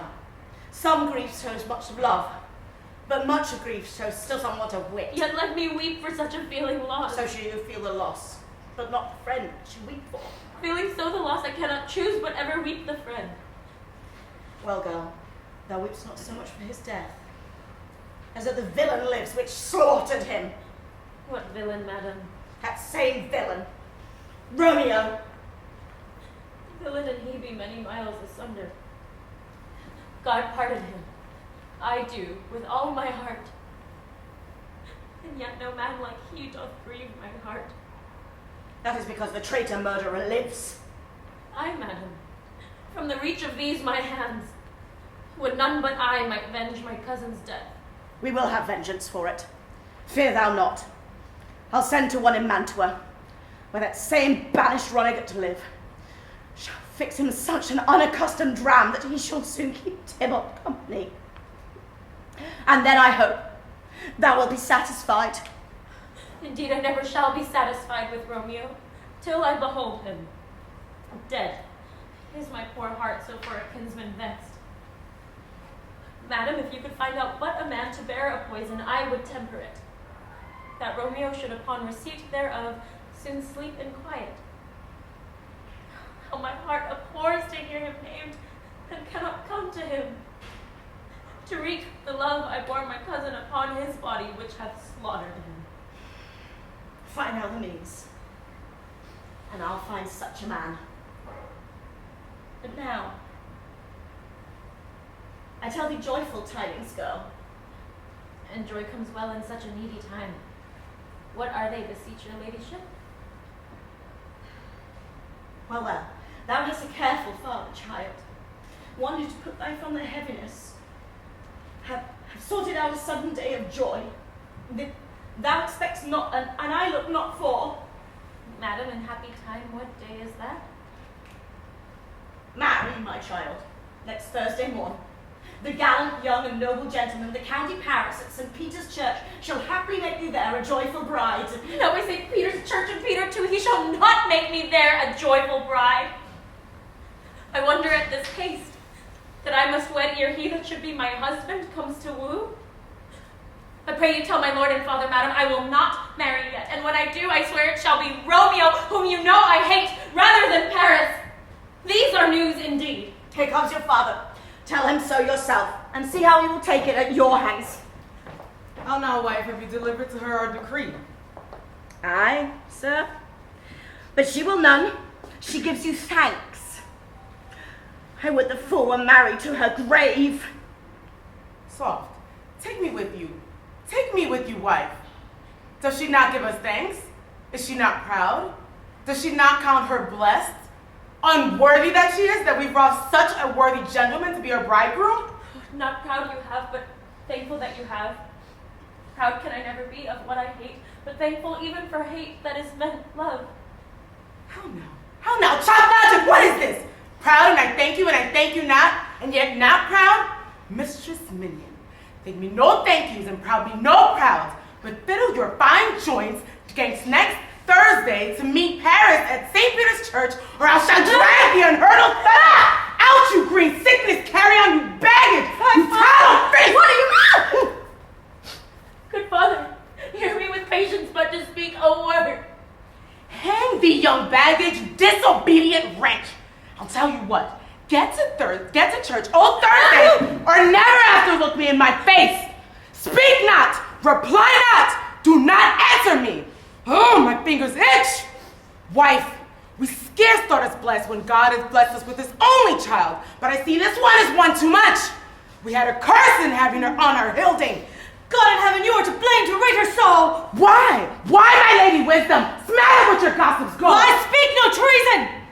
Peace, you mumbling Me no fool. one speak. Too hot. Savior, you too hot. God's bread makes me mad. Day, night, hour, tide, time, alone and in play, work. All my care has been to get her matched, and now providing a gentleman of noble parentage. A fair demesne is useful stuff, as they say, proportioned as any woman would wish a man. Then to have this wrenched, puling fool, whining mammon in her fortune's tender say, I will not wed. I pray you'll pardon me. But as you will not wed, I'll pardon you. Graze as you will, you shall not house with me. Look on it. Think on it. I do not use to jest. Thursday is near. Lay heart on heart advise. And you be mine, and I'll give you to my friend. And you be not, hang, beg, starve, die in the street, for by my soul I'll never acknowledge thee. And what is mine shall never do thy good. Trust on it. Bethink you, I shall not be forsworn. Sweet, my mother, cast me not away. Delay this marriage for a month, a week, or if you do not, make the bridal bed in that dim monument where Tybalt lies. Talk not to me, for I'll not speak a word. Do as thou wilt, for I have done with thee.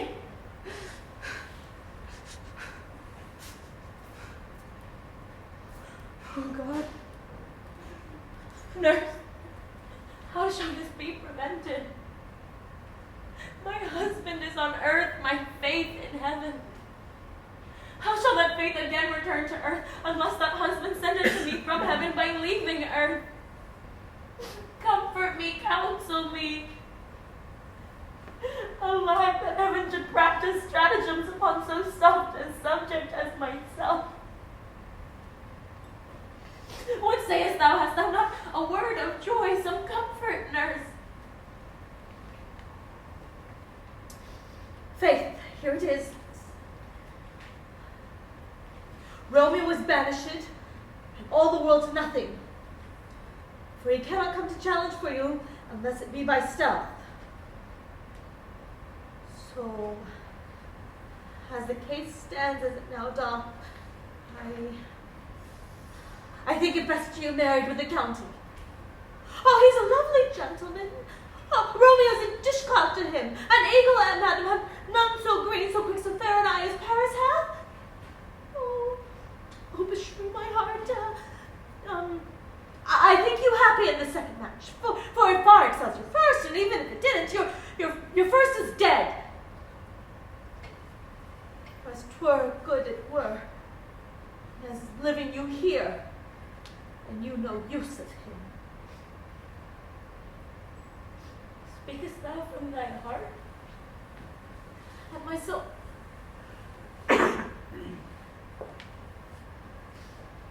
And my soul too. Or beshrew them both. Amen. What? Go inside. Tell my lady mother I am gone, having displeased my father to Freya's cell, to make confession and be absolved. Marry, I will. And this is wisely done.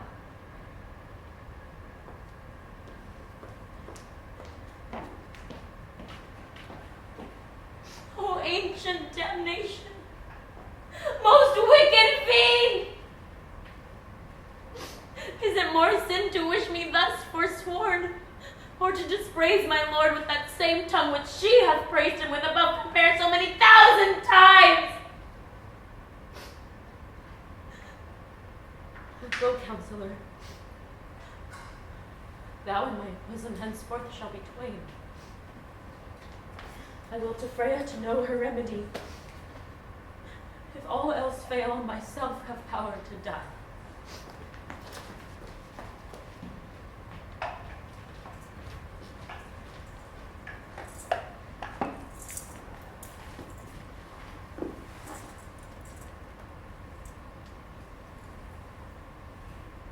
On Thursday, sir. The time is very short.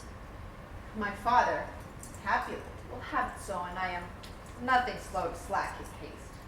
You say you do not know the lady's mind. Uneven is the course. I like it not. Immoderately she weeps for Tybalt's death. Therefore have I little talked of love, for Venus smiles not in a house of tears. Now, man, her father counts it dangerous that she doth give her sorrow so much sway, and, in his wisdom, hastes our marriage, to stop the inundation of her tears, which, too much minded by herself alone, may be put from her by society. Now do you know the reason of this haste? Would I know why it should be slowed?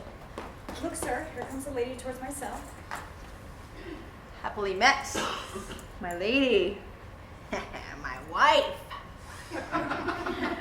That may be, sir, when I may be a wife. That maybe must be love on Thursday next. What must be shall be.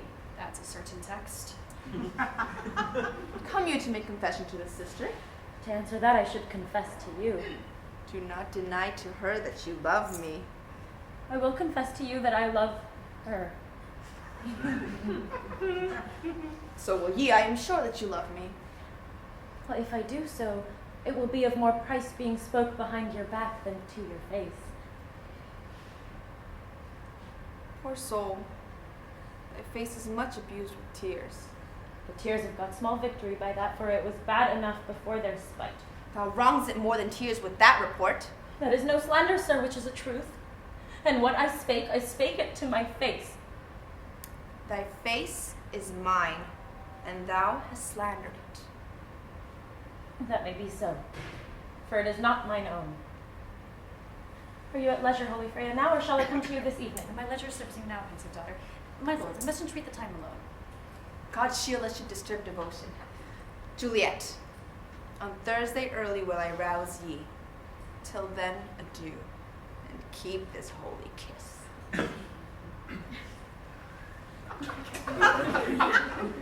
Oh, shut the door. And when thou hast done so, come weep with me past hope, past cure, past help. Ah, Juliet, I already know thy grief. It strains me past the compass of my wits. I hear that I must in nothing may prorogue it.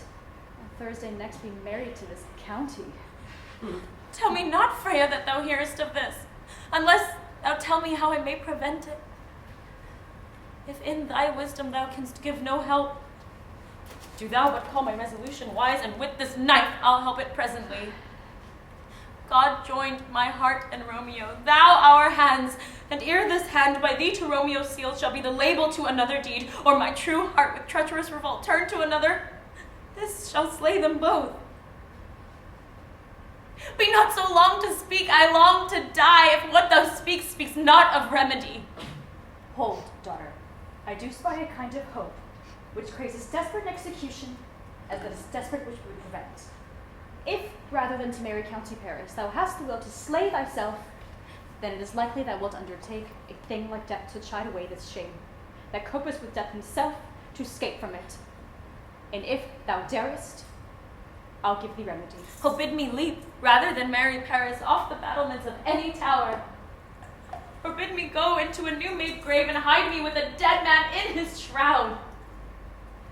Things that to hear them told have made me tremble, and I will do it without fear or doubt to live an unstained wife to my sweet love. Hold. Then go home, be merry, give consent to marry Paris. Take thou this phial, being then in bed. This distilled liquor drink thou off, when presently through all thy veins shall run a cold and drowsy humor, for no pulse shall keep his native progress, but surcease. No warmth, no breath shall testify thou livest. The roses in thy lips and cheeks shall fade to paly ashes. Thy eyes' windows fall, like death, when he shuts up the day of life. Each part, deprived of supple government, shall stiff and stark and cold appear like death. And in this bar likeness of shrunk death, thou shalt continue 42 hours, and then awake as from a pleasant sleep. Now, when the bridegroom in the morning comes to rouse thee from thy bed, there art thou dead. Then, as the manner of our country is, in thy best robes uncovered on the bier, thou shalt be borne to the same ancient vault where all the kindred of the Capulets lie.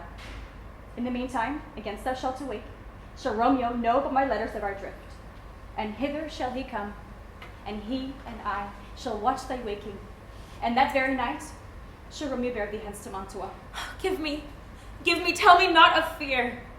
Hold, get you gone, be strong and prosperous in this resolve. I'll send a note with speed to Mantua with letters to my lord. Love, give me strength, and strength shall help afford. Farewell, dear Freya.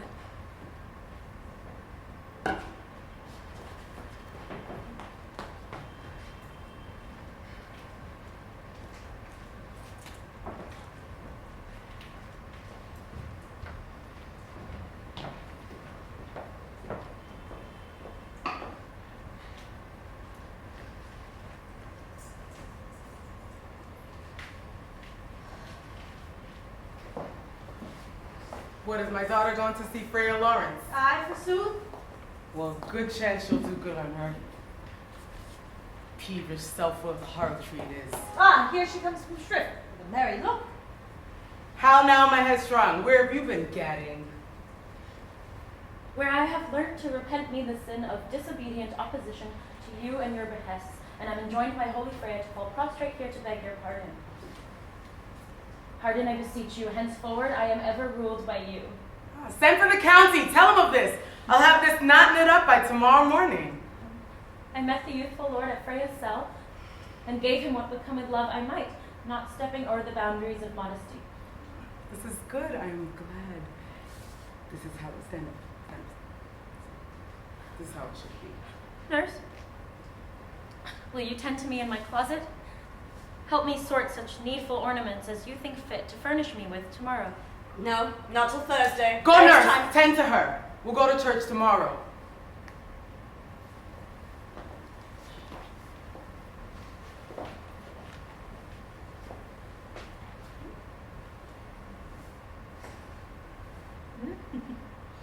Aye, those attires are best. But, gentle nurse, I pray you leave me to myself tonight, for I have need of many orisons to move the heavens to smile upon my state, which well thou knowest is cross and full of sin. What, are you busy, Ho? Need you my help? No, madam. We have called such necessaries as are behoveful for our state tomorrow. So please you, now let me be left alone. Let the nurse this night sit up with you, for I am sure you have your hands full all in this so sudden business. Good night. Get thee to bed and rest, for thou hast need.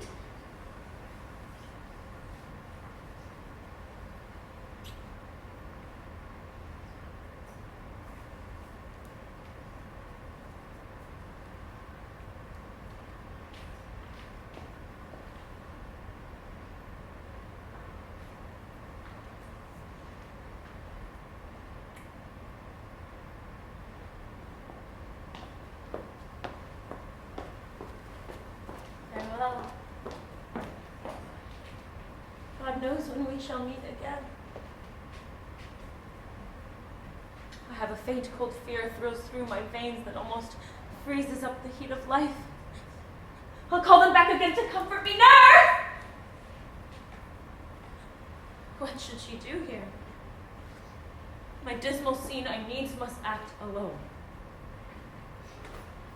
Come, Viola. What if this mixture do not work at all? Shall I be married then tomorrow morning? No. This shall forbid it. Lay thou there. How if when I am laid into the tomb, I awake before the time my Romeo come to redeem me? There's a fearful point. Shall I not then be stifled in the vault, to whose foul mouth no hellsome air breathes in, and there die strangled ere my Romeo comes? Where bloody Tybalt yet but green in earth lies festering in his shroud, and as they say, at some hours of the night spirits resort. If I awake, shall I not then be distraught, environed with all these hideous fears, and madly play with my forefathers' joints?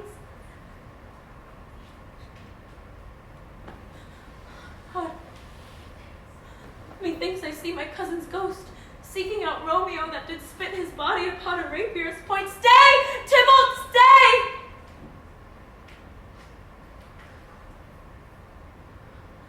Romeo, I come. This do I drink to thee.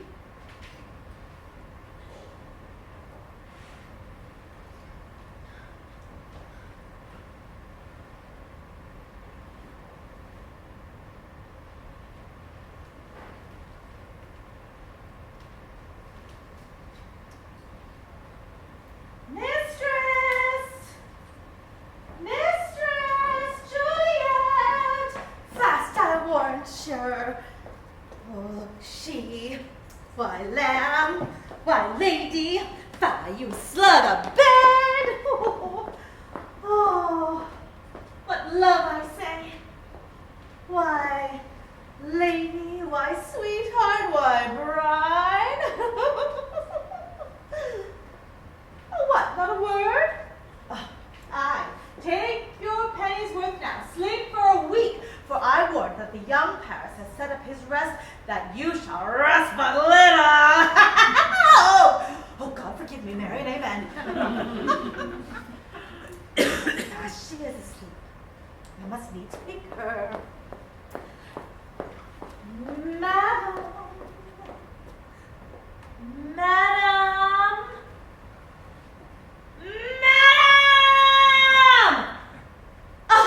Aye, forsooth, have the Count take you up in your bed. He'll fright you up in faith, will it not be? Must needs wake you. Lady, lady. Lady. Lady. Oh. Oh. Alack. Alack the day. Alas. Alas. Oh. Help. Help, my lady's dead. My lady's dead. Oh. Oh. My lord, my lady. What noise is here? Oh, lamentable day. What is the matter? Look. Look. Look.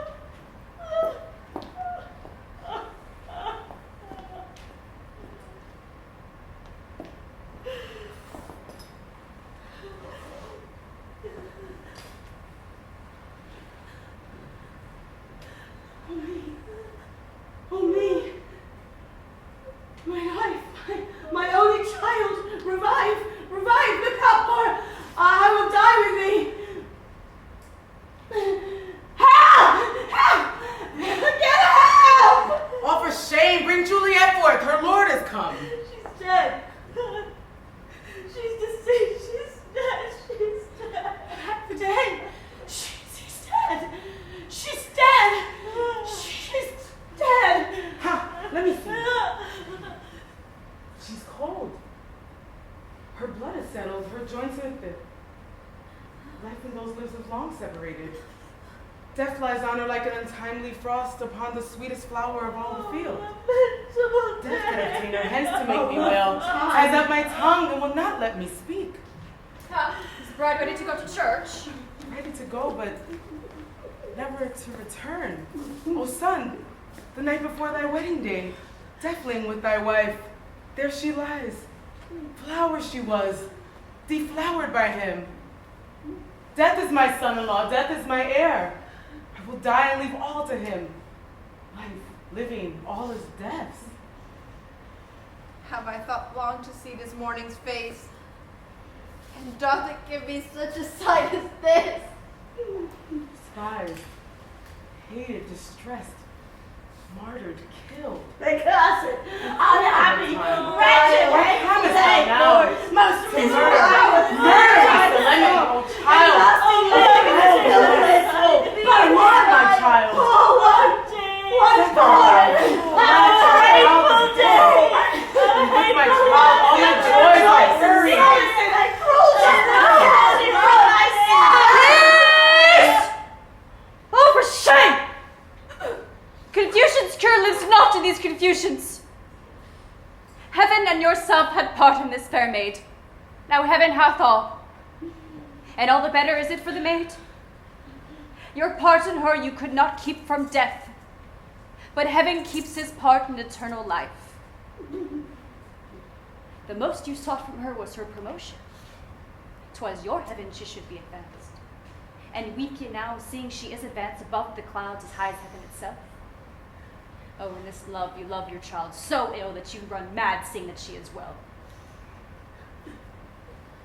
She's not well married that lives the married law, but she's best married that dies married young.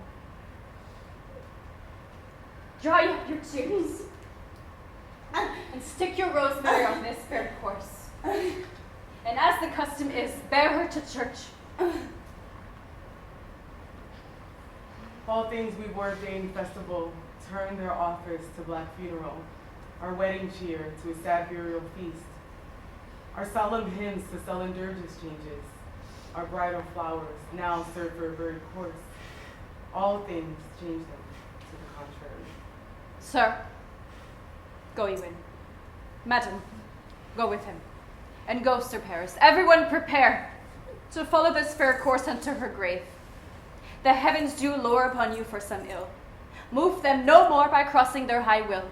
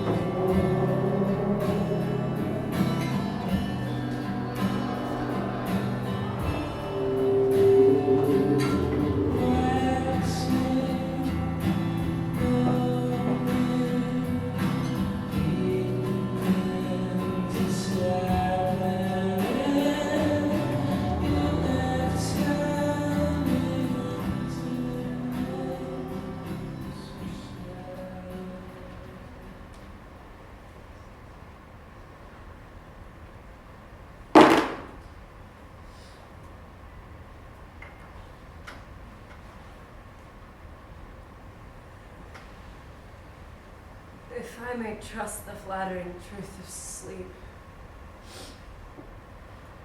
my dreams presage some joyful news at hand. My bosom's lord sits lightly in his throne, and all this day an unaccustomed spirit lifts me above the ground with cheerful thoughts.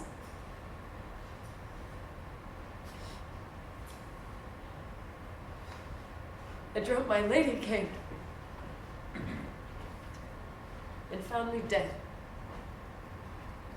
strange dream that gives a dead man leave to think.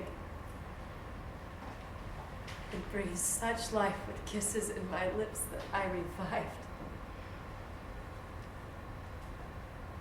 It was an emperor.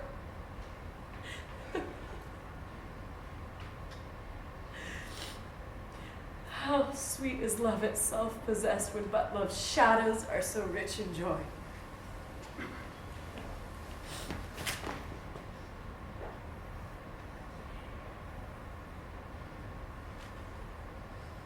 News from Verona? Anon, Balthazar?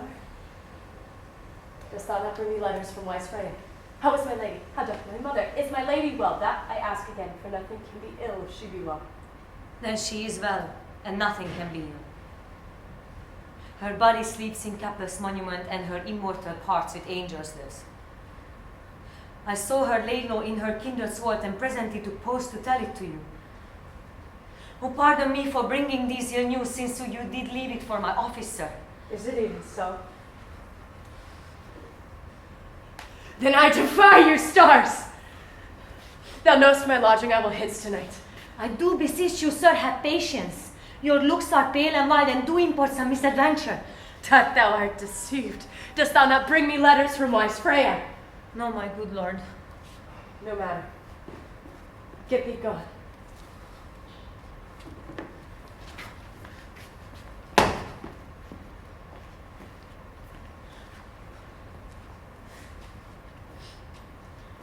Well, Juliet, I will lie with thee tonight. Let's see for means. Mischief, thou art swift to enter in the minds of desperate men.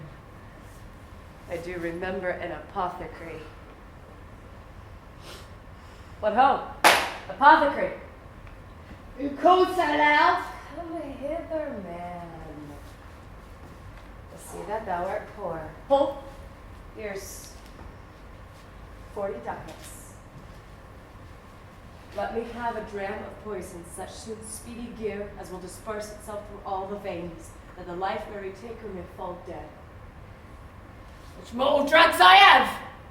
The man's whose law is death to any he that utters them. Art thou so bare, and full of wretchedness, and fierce to die? Famine is in thy cheeks, need and oppression starveth in thine eyes, contempt and beggary hang upon thy back. The world is not thy friend, nor the world's law. The world affords no law to make thee rich. Then be not poor, but break it, and take this.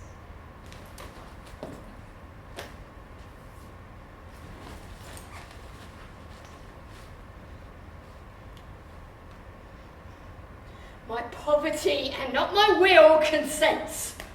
I pray thy poverty and not thy will. There's thy gold.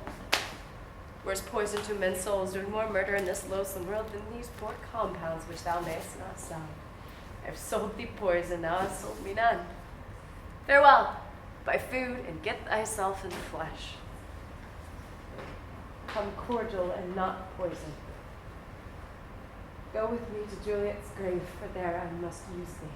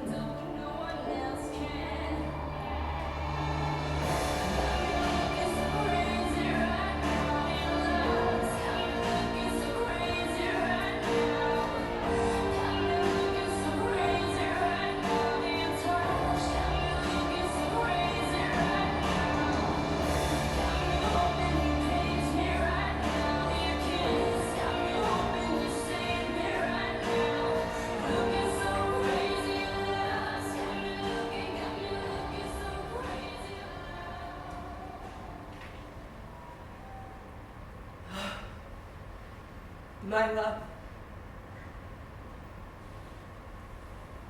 My wife.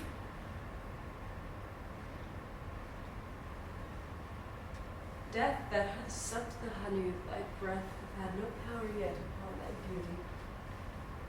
Thou art not conquered. Beauty's ensign yet is crimson in thy lips and in thy cheeks. And death's pale flag is not advancing. Why art thou yet so fair? Shall I believe that unsubstantial death is amorous, and that the pale abhorrent monster keeps thee here in dark to be his paramour? For fear of that, I still will stay with thee, and never from this palace of tonight depart again. Here will I remain with warmth that other tears remove. Here will I set up my everlasting rest, and shake the yoke of inauspicious stars from this world-wearied flesh.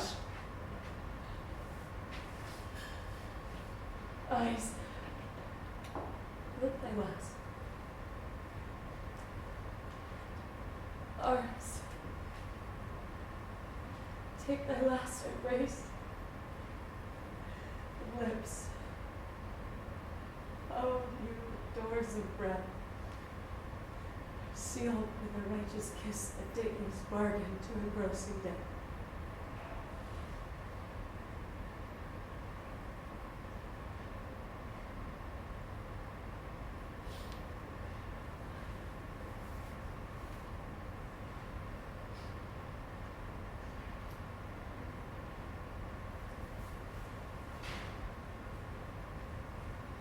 Here's to heaven.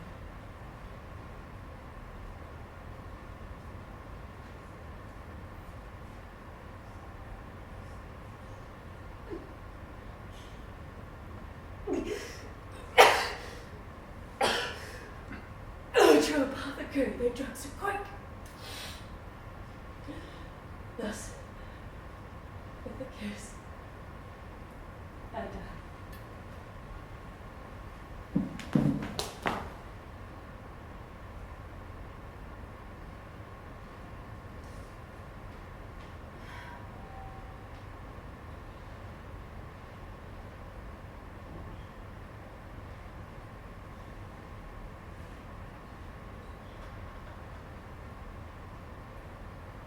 I do remember well where I should be. And there I am. Where is my Romeo?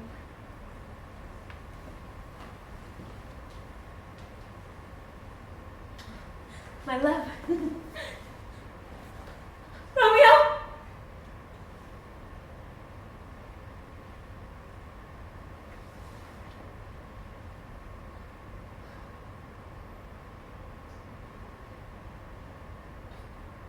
What's this?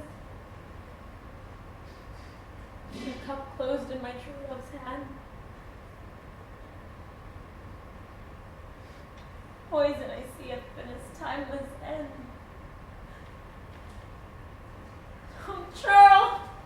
Drunk all and left no friendly drop to help me after. Oh, kiss thy lips. Happily some poison yet doth hang on them to make me die with a restorative.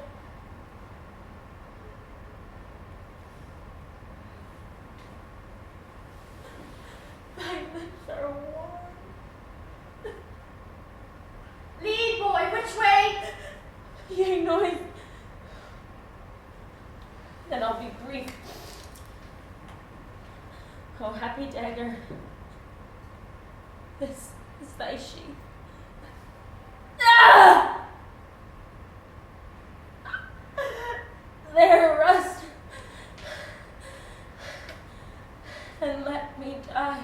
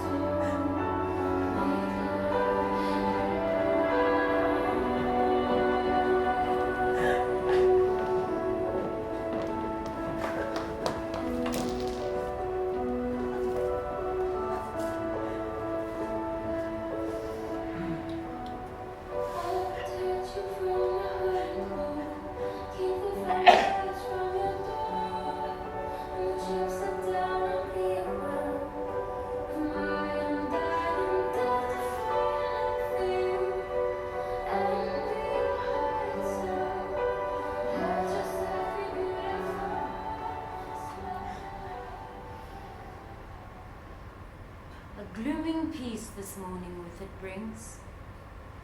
The sun for sorrow will not show his head. Go hence to have more talk of these sad things.